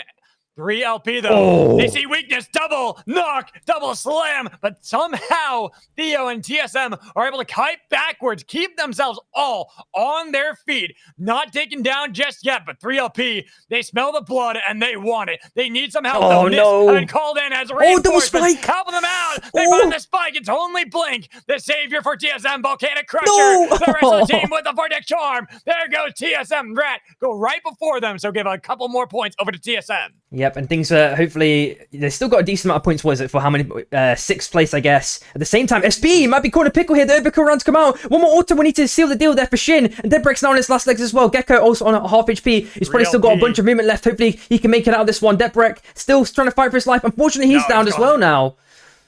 And it's only going to be Gekko, and they're looking to snipe him down, but it's going to be Risk who take out SB, helping out 3LP. As now with 4 teams left, Mist, 3LP are 2 teams that are more likely 3LP than Mist, but Mist are still in the top 5. They have, even if a long shot, a shot at the top. Yep, and if for example like 3LP get like 2 mega kill games, they could maybe just swing this. I'm not really too sure how it's going to end out, but obviously we need to watch this, continue to unravel. Aiden's now looking to get some poke onto IDK. MST there on the bottom right side, Bruce there with the cover, with the kind of cover ready to go. He's got the uppercutness as well for those iframes, of course. Maybe get a cheese punch in onto someone on the bottom left-hand side. RSK are trying to claw their way into the circle whenever possible. But 3LP are trying to, apply pressure from every direction whenever possible to kind of avoid that, avoid them or force them into a really awkward scenario. But RSK do have a window of opportunity right now should they want to take it. But we need to see, where they end up in this one. As IDK find themselves right in the middle. This island has been their home, but Risk on one side, 3LP on the other, and lastly, Mist all the way over here. IDK probably are going to have to see if they can thread the needle and go up north, get themselves out of this precarious situation, because Risk now pushing onto their position, but Risk actually just going to go right past them. They're going to take that path to safety before IDK can, so now they are going to be the team in control of the northern part of the circle. That's really, really nice to see. And where is the Null Tart? Yeah, there it is on the right-hand side. So they're not too far away from it, so that's going to potentially help them here. But 3LP, we know that they like to apply pressure whenever possible. There are some mobs as well that RSK have managed to find right at the end somehow. Crazy stuff. And IDK are pretty chill on the bottom left-hand side. They're probably just going to be waiting for some sort of third party to kind of take part in right at the end, get a couple more kills that way. But we need to see, how much patience 3LP can, now... train themselves towards having, because in these endgame circles, getting third parties is going to be way more higher of a chance, and they really want to play for these points, especially for the placement points. So that they're going to be the ones to watch out for, I think, in respect to macro changes. Right now, 3LP trying to get some damage onto IDK. Missed, almost looking at that angle onto IDK as well, but 3LP, the big target is on them. Missed. They're going to fight against Risk. They'll take this fight, that it could actually work into their favor, except what a huge fight there for Risk. Absolutely decimated Missed. Only Cast is left, and he is taken down by a straight shot from Calcio. The Risk getting rid of a team that could have possibly contended for the top, but really now, of our top three, 3LP, the team that needs to get eliminated, IDK and Risk, really should make this interesting if they're able to take down 3LP. Of course, they will love to get a win here. Like I said, there's a lot of pride, even if they're at the bottom of the standings. It's about the pride of winning a game here in these 8 games for the Sprocaine Azuna tournament. Yep, and the nuke's just been dropped, so the bonfire's no more, of course. And as you mentioned, that was a really clean engage there to take out MST. RSK now have dominion over the Nord Heart. IDK maybe looking to get some cheese poke onto RSK, but they have to kind of split their attention. We do see Clenny on the top side trying to kind of ward off 3LP. Aiden's now sending in with a dash aggressively towards Clenny. He's going for half HP already. They've got the knockaway onto Ackerlings just temporarily. Clenny, 1 HP. Can he get out of this one? Wait, now the second win. He dodges away, but here comes Risk saying, no way, you're getting out alive. Tom kick, huge volcanic crusher. But now the crash down from Favel as they take out 3LP into the storm. But this lone Bebo, he's left this team alone to Tom Kick's hands, and Tom Kick has taken out one, looking for another crush, but with the B-bomb on top of him, and they got the vortex arm landing. Clardy's gonna be the target as he just got revived. Orlando's now getting assailed from all sides by the 3 little pigs, while the crown being worn by Calcio. Risk, they don't even want it. They just want to be able to get the respawn. Tom Kick, he buys himself one, getting a lot of damage. Might be able to pick up the wisp, but he's got to be careful, putting down the touch of form. Here comes the rest of the team,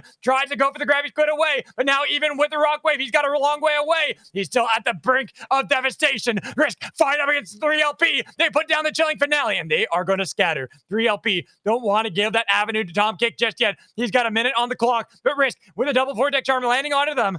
They know, too, that if Tom Kick is able to get that crown locked down and loaded, that IDK will be back into this game. 3LP, they've had this happen way too many times for themselves. They're not going to give any other team that possibility to win. And we see that Risk using the frozen barricade to push Tom away from that safe cubby hold that he finds himself locked into. Yep, and it's going to be... Oh, the Vortex Charm just connect, but Arevo, he's also sending his own little poke onto 3LP, making it a little bit harder for 3LP to kind of execute this task of trying to kill Tom Kick. Only 30 seconds left if he lasts long enough. I'm wondering if RSK, they're probably out of money, which is why Dracos cannot get any armor's heals back, or maybe they're just too preoccupied. The nuke has been dropped! But they've got the E-plat, the punt back. Here comes, they crashed into the base camp, and then on to Tom Kick, Grabby, no safety, he's gone, Tom is out of there. That's now the last 2. Rebel again crashing into the wall. B-Bomb not going to be able to get into the back line, but now that 3LP, they found their avenue with the second win, healing up Rebel the best it can, even with the B-Bomb right in the middle of it, trying to get some damage. They got the golden armors, but they push back Risk all the way to the brink, up into the north, another volcanic crusher, and with the boulders pummeling Risk. They've got no health left, and a double vortex charm leaves only Draco's left, looking for the snipe for 3LP victory. 14 kills as well, man. That juggle was nearly perfectly executed by Tom, but the pressure was just continuously applied. The heat just got turned up to 11. The nuke was dropped. He even tried the squid play, and it just wasn't enough for him to escape there. And, of course, as you said, 3LP are taking game number 7. We are heading into our last game. I'm wondering if we're going to get another score count update before we head into our last game. I would definitely appreciate it if we could get that. Because Yeah. it would be nice to know what the scores are going into the last game, especially with that one. DSM, it wasn't a super early exit, but what, 6th, 7th place, I think, Yeah, in that sixth game? place. Yeah, yeah. So that can easily, with that victory 4-3 LP, elevate them to be tied in the standings or close to it and make this final game very interesting. Exactly. And of course, it's going to be cross country again. So that the heat is going to be turned up to 11 for this one. Let's get that in. Okay, yeah, we should be getting the scores then for game 7. I'll just keep an eye on that. Yeah, me too. On that channel.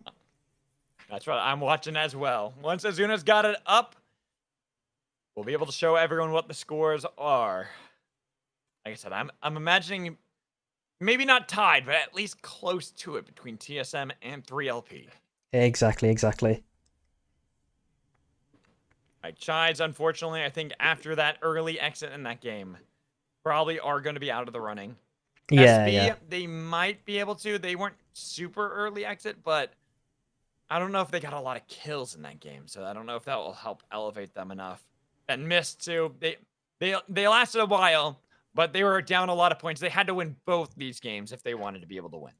Exactly. And I'd just like to say as well, before we get into that last game, that there is a prize pool for this one. It's been kindly donated by Mr. Ice-T, so shouts out to him, and of course Izuna and Sprocaine for kind of organising the tournament. Of course, Mad Magical, Meat for the bot as well. Like everyone is coming together. You too, Samari. Yeah, well, cheers for that. Putting this together, making it happen, and giving everyone the entertainment they deserve, man. Hey, we love playing. We love watching some Supervive and being able to bring these kind of games, and hopefully, knock on wood, be able to have more stuff in the future. I'm gonna try to work with some different channels, some different people, hopefully over the week or weeks, to be able to bring a lot more content and a lot more games. Especially if I can lock down some prize pools, we can do a lot more of this. That is the ultimate goal for this, right? Yeah, exactly. That'd be so cool. I'm just raring to see these scores, man, because this is definitely gonna avert the eyes of everyone. Everyone's gonna have their eyes locked on whichever team is at the top potentially. If they're in close runnings, we did see it, of course, with the last game, but it's gonna get more magnified with this one. I'm pretty sure. Oh, for sure. And drink some tea while we wait. Yeah, exactly. Rest of the vocal cords,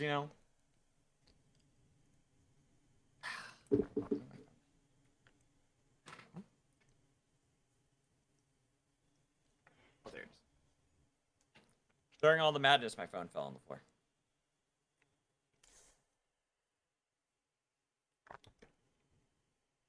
Yo, what's up, Mana, dude? The games are going really good, man. We're on our last one.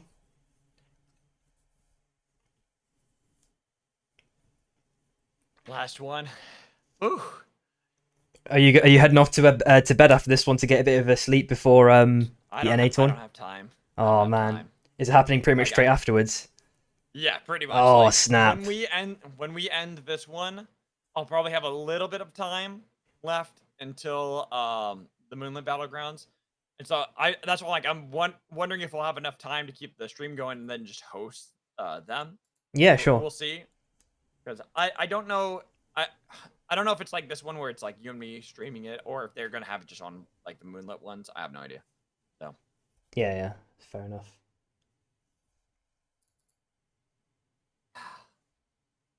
Oh. You gotta drink some tea though. Yeah, I'm assuming you're gonna be joined by like Zikarik or maybe A1 or something along those lines, or even more maybe. Yeah, I think also Relic. Ooh, here we go. All right, scores. We got the scores. All right. So, going in to our final game. Right now, TR1, they've been trying their best, but they are at the bottom right now at 21 still. EV, going to now be down a spot in 11th place at 54. JSP, a point above them, 10th place, 55. WAF, 2 points above them in 9th place at 57. IDK have moved up a little bit, 67 points, right above WAF. Then Risk at 72, just above them. And then Rat just above Risk at 74. But then we have our first real big leap. Missed 102. They have been able to crack that triple digits, but we already know that it's going to be quite a gap between them and first place. Shy then find themselves 4th place at 109. SB, 3rd place, 116. This is where I'm assuming a big gap. It is still 3LP in 2nd place with 137. But 1st place, TSM, 142. 5-point difference between TSM and 3LP. So if it ends up being those two teams going into our top 2, it will be down to who wins the game. Exactly. And we need to see, as we said before, is anyone going to start, pinpoint focusing these last 2 teams, TSM and 3OP, to try and take them completely out of the game, maybe give SB some sort of random first place lead. It's going to be insanity to watch this one unfold as we get into game number 8, the final one. I feel like for SB, they have to have TSM and 3LP go out 12th and 11th. That is their only hope. And then after that, they've got to win the game. If that doesn't happen, there ain't no shot. It is, to me, it is down between TSM, Team Steady Momentum, and the 3 Little Pigs are 2 teams to watch for Game 8. Exactly. And with it being cross-country as well, that's going to be an extra layer of difficulty for these 2 teams to try and navigate, as well as all the other teams potentially, hard focusing them. There's also been a bit of discussion in the chat, we don't want any out of game plans, but sometimes people will just hard focus. I'm not saying that they should, they should make out of game plans, more that people will just focus because they know the scores, Exactly. That's the whole idea. Yeah. We want to make sure that people have a good idea going into this last game, how everything is looking, and then we have Gatlu coming in with a raid of 57 people. Cheers to you. Thank you so much. You're here for a great final game. I know they came from some Pokemon Unite, so I hope the games were amazing over there. Shiv, what's up? Shivam, absolute legend. Drink some tea, getting us ready for our final game here of our EU Sprocaine Izuna tournament. I'm doing very well, and I'm very excited for this game. Samiri, are you excited? I am, yes. Let's get right into it. We're looking at Armor's Gridlock. That might be a potential drop location. Of course, Cold Fang is quite out of the way, so we know that the 3OP are going to have to make a long trip towards that direction if they want to get the money from there. As well as that, we're seeing the first couple of teams dropping on the top left-hand side, kind of in Cobras. Only 1 team, in fact, so far. Everyone is biding their time very patiently. They're waiting for TSM and 3OP to drop before they consider their own drop rotation there. I think there we see 3OP already going for their drop. Shy just kind of adjacent to them. Oh, man. Yeah, they're going to go for the hot contest onto them. I see 1 team all the way over in Gridlock. It's only going to be EV running for that one. IDK into the grind. I saw Risk at Wraith's Row. TSM, they've gone for a safe drop at Magebog, a late one to make sure they're going to be perfectly fine. Yep. Oh my god, and 3OP might be aggressively being chased by Shy. They got the wind rings. They got onto the car. Sprogaine's on the back of one of them. He's knocked off Akalinks just temporarily. He's taken, took himself out the driver's seat, and Aiden's now on the train tracks, level 2 versus level 2. Actually on the duel with the dash. Sprocaine trying his own little 1v1. I don't know if he's going to be successful this time. He's going to be in combustion state pretty soon, and Yasa gets the run over as well. Akalinks does get the back successfully, and Aiden is likely to be dead, but the wind ring provides him an extra bit of livability. Survivability, unfortunately, is not enough. He lived for way longer than he had any right to on that one. Good on him, but like you said, there was not really much hope for him. Nice dunk from Tom Kick. Taking a free point for himself, then looking for Shichi as well to make sure they're eliminating our first one out in our final game. Wipe and Flex have been wiped off the breach. Yep, and at the same time, we're looking at Revel. He's picked up a Blinkstone, surprisingly, so that's going to be, an additional layer of chaos that's been added to the game. We know that a lot of players are not big fans of the Bieber Blink car, and I reckon it's going to be abundant in this game as long as Revel lives. So, once he gets to level 7, you can take the chaos up to 11 for sure. I mean, that's what we love about Supervive, right? Having more chaos into the game, having these crazy endgame fights. And looking at how the circle is, it is going to drag us down into the south with Cross Country Storm for our final one as well. It'd be really hype as SB hold on to the Guardian. Rat are going to have to go away in Scavenger's Bay and scavenge elsewhere. Yep, and surprisingly, TSM basically got like a really smart drop location. They got complete free farm. Like, no one touched them in that scenario, you know, compared to 3LP, of course, where they had that kind of troublesome engage with Shy. And SB are now looking to do a massive amount of damage onto Adamark, already taken out of the game. And we are seeing LMBs coming out from Shin, trying to get Cookies down if possible. He's got the squids, though. He's got the squid level 3, of course. So he should be able to get out of here pretty much scot-free, but he misses the second one. He's got the anomaly up to the top left-hand side. Oh, no. Can he dance for much longer in this scenario? Oh, Not letting no. that go at all. Also, I didn't realize Meki Mek playing Jin in this final game. Yeah, no, he practiced it a long time ago. Very unconventional pick. A long time ago. So it's been a while since I've seen that. That's why I just saw that. I'm like, all right, we're getting a spicy game from some of our teams, especially some of those teams that know that they aren't winning this one, so they just want to go out in the blaze of glory. Yep, exactly. Oh, at the same time, we're seeing a lot of teams huddled up here. Ice with the nice Oma pickup. We've been seeing a bit of Celeste on Celeste action here. And the mob is slowly being farmed up. They've got the Skyshock as well up for grabs to kind of just rotate around. They're getting the relic purchases in. We're seeing a uppercutless purchase from Levi. Crouch has not got his purchases in. Calcius trying to make his way over, but he's just a little bit short there.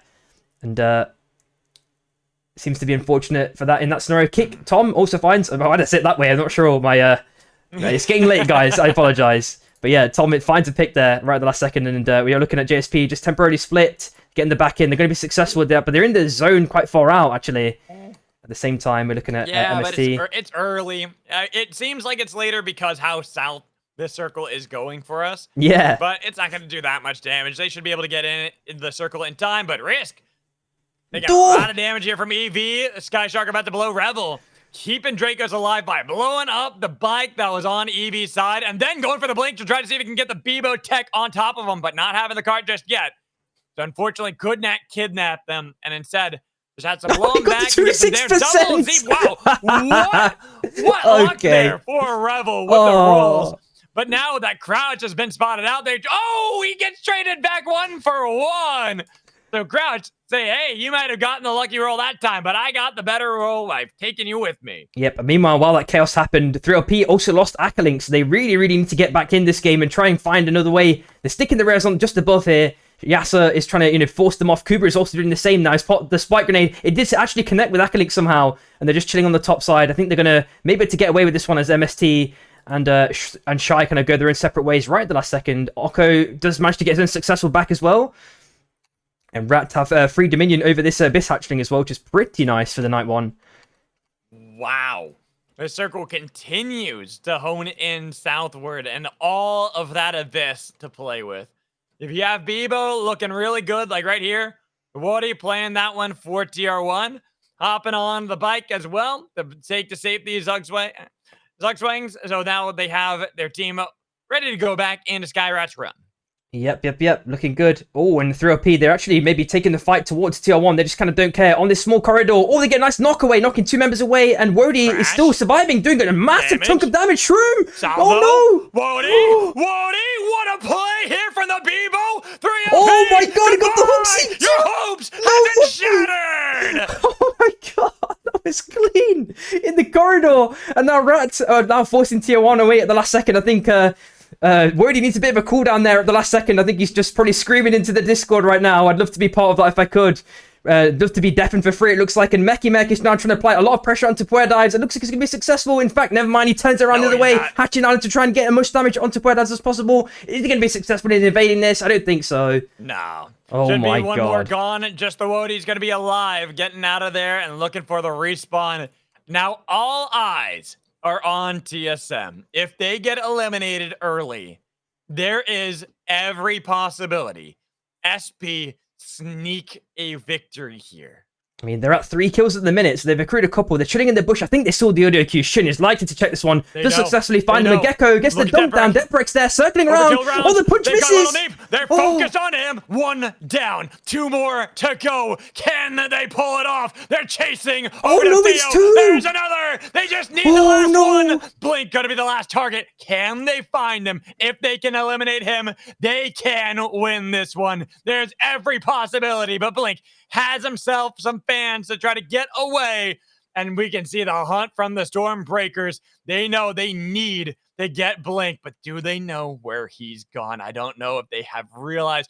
No, they've spotted him. They see him. They know that he's there, and they've got the jet stream. Get goes over the abyss. Does he have the chains? They're waiting for Deperek to chase onto Blink. They need this. They want it so damn bad, and you can see the desperation in their eyes for this play. But EV interrupt their victory lap and say, no, you do not get to take Blink out that easily. You gotta go fend for yourselves elsewhere and hope that someone else can take out TSM. And this is absolutely legal. TSM managed to get this res off at the last second. TSM really need to jump ship and get completely out of here to some sort of safe space, but I don't reckon there are many safe spaces anymore. Now Shy and Evi look at, EV looking at each other. They don't just get dunked at the last second, spiked in fact. And Sprocaine is now on super low HP. He has to circle around and there's another kill. Oh, but only one was taken down, and the Shy have yes sir chased down by IDK, who then play on to the beast. They find themselves in the belly of it as they have to now escape the danger zone, barely getting away. The Orlando still playing aggressively while SB are on the other side. They say, EV, you denied us our glory. You denied us the TSM deletion. So we will take you out instead as our next meal. And yeah, I cannot believe that Blink, you know, he just needs to buy like at least like 10 packs of underwear after that last escape, man. I'm sure he's just spoiled them all.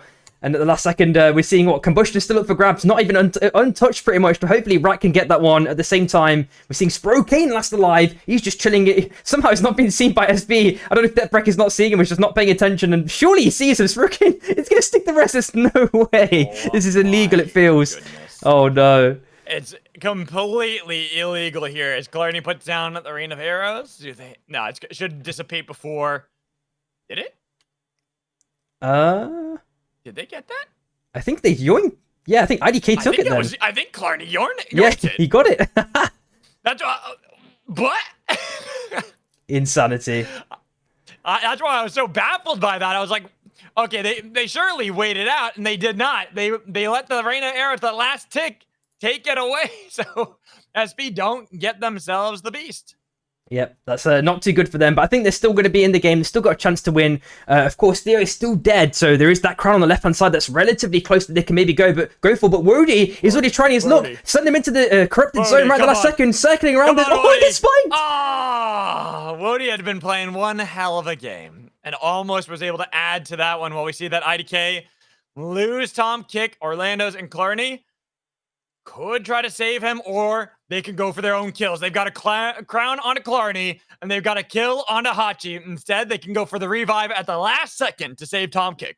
Yep, and we do see TSM in the top left-hand side just playing completely safe and chill at the last second. Adamok is trying to make his way out. The hook, Zeep just narrowly misses, but at the last second, Adamok still gets taken down. On the bottom right-hand side, we're seeing the trouble still brewing here. Cookies is getting some healing up at the last second. He's maybe considering his options. Meki with the same kind of idea as well. Both E-plants have been used on both sides, and we need to see... he gets one kill! Mickey, the resets, the dunks. He's got the back line, and he's got himself Cookies as well. But he couldn't find the dunk onto the other members of Risk. With the Vortex Charm landing onto Cookies. Now he goes in with a landslide. Volcanic Crusher just shy of landing onto Calcio. They got the land below them, but now they got the resets. Here's the Tetra Form, but they've taken him away with the Talk separating. But now you're over the abyss. That's territory Tetra and Jin love to play with. Only Calcio was able to manage his own escape. Very, they managed to somehow manage that chaos and turn it into something positive right at the end. Adamok, we need to get rezzed. There's a nice box at the last second. Getting Sprocaine back in the game. Yasser was nice and little cheeky with, did a nice little cheeky moment at the last second. Orlando's trying to get some poke onto Yasser if possible. Okay, Rogan doesn't do anything much really. And Yasser's going to be light of options unless something you can do, pull off a miracle. I don't think you can do anything else here. Can he do anything? No way.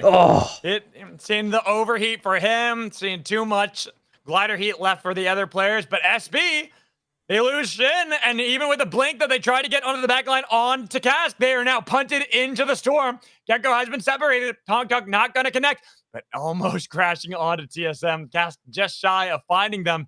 They have been holding on to that bush. They are playing for position because that's all they got to do. Outlast, survive, and they will win today as another team almost falling miss only down to Cask. IDK see him in the corrupted zone, and they get rid of one more. And somehow Sprocaine is going to get to this res around the bottom right-hand side. I'm pretty sure Rats are going to be looking for this one very, very aggressively. That rest sickness might play a big factor in this final outcome for these two teams on the bottom right side. A spike, surprisingly! I was about to say, does it, but Mecky Mac, there he is, Eye of the Storm. 2 spikes. And then, yes, sir, taking one down, but Mecky Mac making sure the answer's back. Looking at Sprocaine, but do you want to fight against a Jin? They all back off while TSM tries to escape. Going right past SB, right past IDK, eliminated as both fall simultaneously. But they might have had enough points so far. Another spike, this time on a SB. And SB, they have to win if they want even a hope of taking a victory, if they want a hope of winning this tournament, but IDK are not going to make it easy on them. They chase them over the abyss. They've got Chin separated. It's just Deperek. Cannonball with the blast off as he goes right past, but the boulders launch at him with the blink zone. Trying to get back onto land. Has been able to reset some of the glider. Now he is back into the jet stream, far away from Orlando's, but does he have an E-plat to be able to reset? I mean, you've seen him typically have good econ. Somehow Rat have managed to turn this around. Sprocaine is last alive for Shy. Wasn't paying attention to the kill feed because I was desperately watching TSM, obviously. With those being the guys that tied to win, or the kind of top place to win in this scenario. First place, yeah. Exactly. And my tongue is completely tied here for this last game. Super energetic. Oh no, SB outed. Oh, that pretty much confirms TSM will be the winners, but which team wins Game 8? Which one will take the prize at the end, at least with the pride on the line? They got rid of Shy, IDK, and Rat. IDK, they've been struggling all day, and this could be their moment to take a victory here against Mecky Mech. But Mecky Mech with Jin, with the crown, are they feeling lucky indeed as boulders are getting launched at him, but Jin staying away for now? There's a fearless execution, I feel like. It just reminds me of like Lance or Atomics back in the days in the EU scene. They would be playing those Jins, you know, before Jin got kind of changed. Oh, he's trying to go for maybe the 1v1. He can maybe get it potentially onto Orlando's, going to half HP. Oh my god. He didn't know where the other players were. I think that's a wise call from Mecky Mech. Playing it on the safer track. Oh, again! Now getting the damage, but having to back off immediately because, again, doesn't know where everyone is, didn't know where Tom Kick was. They tried to play very passively, only going for these little trades, slowly but surely getting rid of some of the armor. Yep, and it's 40 seconds left. He's been evading for, you know, every member, but there's no way he's going to get the kill. It's 1 HP. Barely getting away, but Mecky Mech then locked down, trying to go for the illusion, launching the arrows. Mecky Mech down to the brink. He's been able to reset. Can he heal up in time? He's got 25 seconds left on the clock. He's trying to get away, but Orlando says no. And IDK will get pride with one victory on the line. Oh, I really wanted that, underdog victory there. He nearly got it. If he popped the heal, I think he would have been okay to even tank one shot from Orlando's, but it just wasn't enough. Let's have a quick look at how many kills IDK ended up with. Wow, that's a monstrous game. What is that? Like 18 kills in total, 18 knocks. Yeah. Mega. A lot for IDK, but sadly for them, they were far down the standings. Yeah, so way too far down. Victory. And for TSM, they got lucky. 3LP, one of the first teams eliminated in that final game. I think they went out at 11th place. That guarantees that they are the winners. Because TSM, at that point, all they had to do was survive for placement points and hope that SB weren't the team to win. Exactly. And I'm just trying to make sure everything's good. I put them in the ban list for some reason like an idiot. Let me just fix that. I put 2 teams in the ban list like I shouldn't have. Oh. There we go. Fixed it. We're good now. Makes sense. So, while we get the final points updated, I am going to go use the bathroom really quick, so I'll be right back. Yeah, no worries. And it's going to be... I don't think it's going to... I'm just trying to think. They ended like 5th with 1 kill. Who's below them? Let me have a quick look at the scores again. 3OP... But 3OP went out really early, didn't they? As Magical said. Wait, who's the 3rd place then? SB... I'm not really sure it's going to take this one, actually. It could still... I don't know. I don't think SB got that many points. TSM surely took this one. They surely took it, man. I'll be surprised if they lose by like 1 point.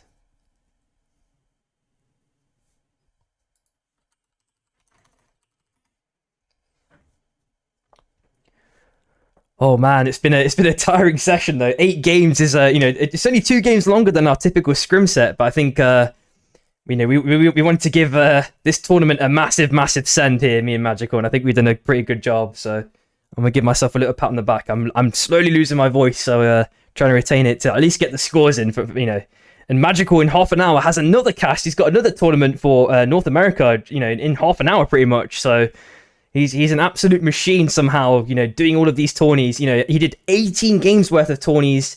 Was it last week or the week before for the Mercury tournament that he hosted? So I don't know how he does it, where he finds the energy from, man.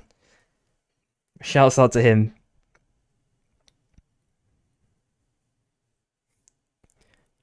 Sheesh. Just hoping we can get these scores in real quick.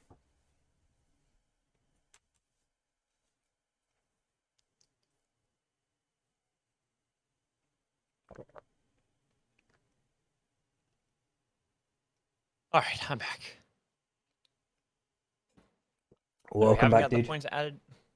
Oh, I was gonna say the points we're still getting them added up. Yep. Whew. All right, I think at Moonlit Battlegrounds is live now. Let me see. Awesome. How many games is it for the NA tourney then? Is it 6 or? I'd have to double check. I think it's actually 8. I think it's 8. Oh, okay. Are you guys doing bands as well? I don't know. I don't think they're doing bands because they're newer players. Okay, yeah. I'm only doing 4 of them. Oh, what are you like rotating around the casters? Yeah. Yeah. Ah, great, got you. So it'll be a lot easier. We do have the scores in at the last second, so go. if you don't want spoilers from us reading it out, don't watch that. Don't look at that image. But otherwise, here we go.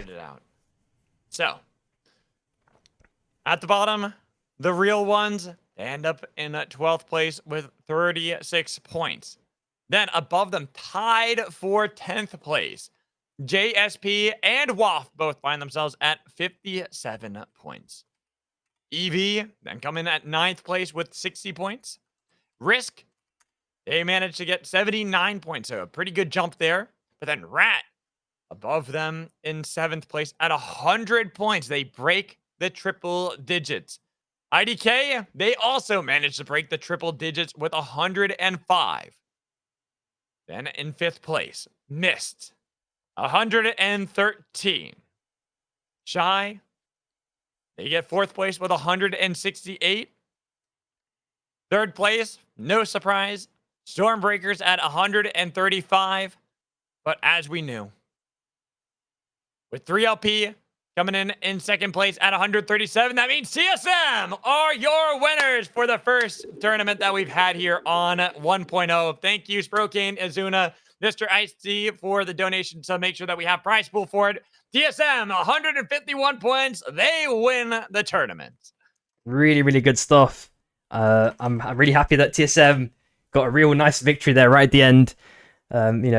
It's been nice to see that their evolution over the course of 1.0. They've had to sub out various different members. They lost Luca very recently, and they found Theo now, and they somehow managed to find some secret source for this tournament and steal the victory from everyone else. So really good stuff to see. They were winning. They were looking good, especially for the majority of the games, looking really hot. So props out to them. Props out to all our players and everyone who has been here supporting us. But I am going to say that I did see that right now, it looks like Moonlit Battlegrounds have started up their stream. So I'm going to go ahead. I'm going to raid them. So just because I'm tired and I want to go take a quick break before I have to go cast this game. Samir, thank you again for joining me for these amazing casts, as always. Yeah, appreciate you, man. I'm thankful for what you've done for the community, and I'm looking forward to watching your cast. In like 25 minutes or whatever it is. Not too long to wait. I just gotta take a break, so I gotta quickly take a break, guys. But thank you again for joining in, and I'll see you all later. Sure. All right. Peace out, everyone. Have a good night.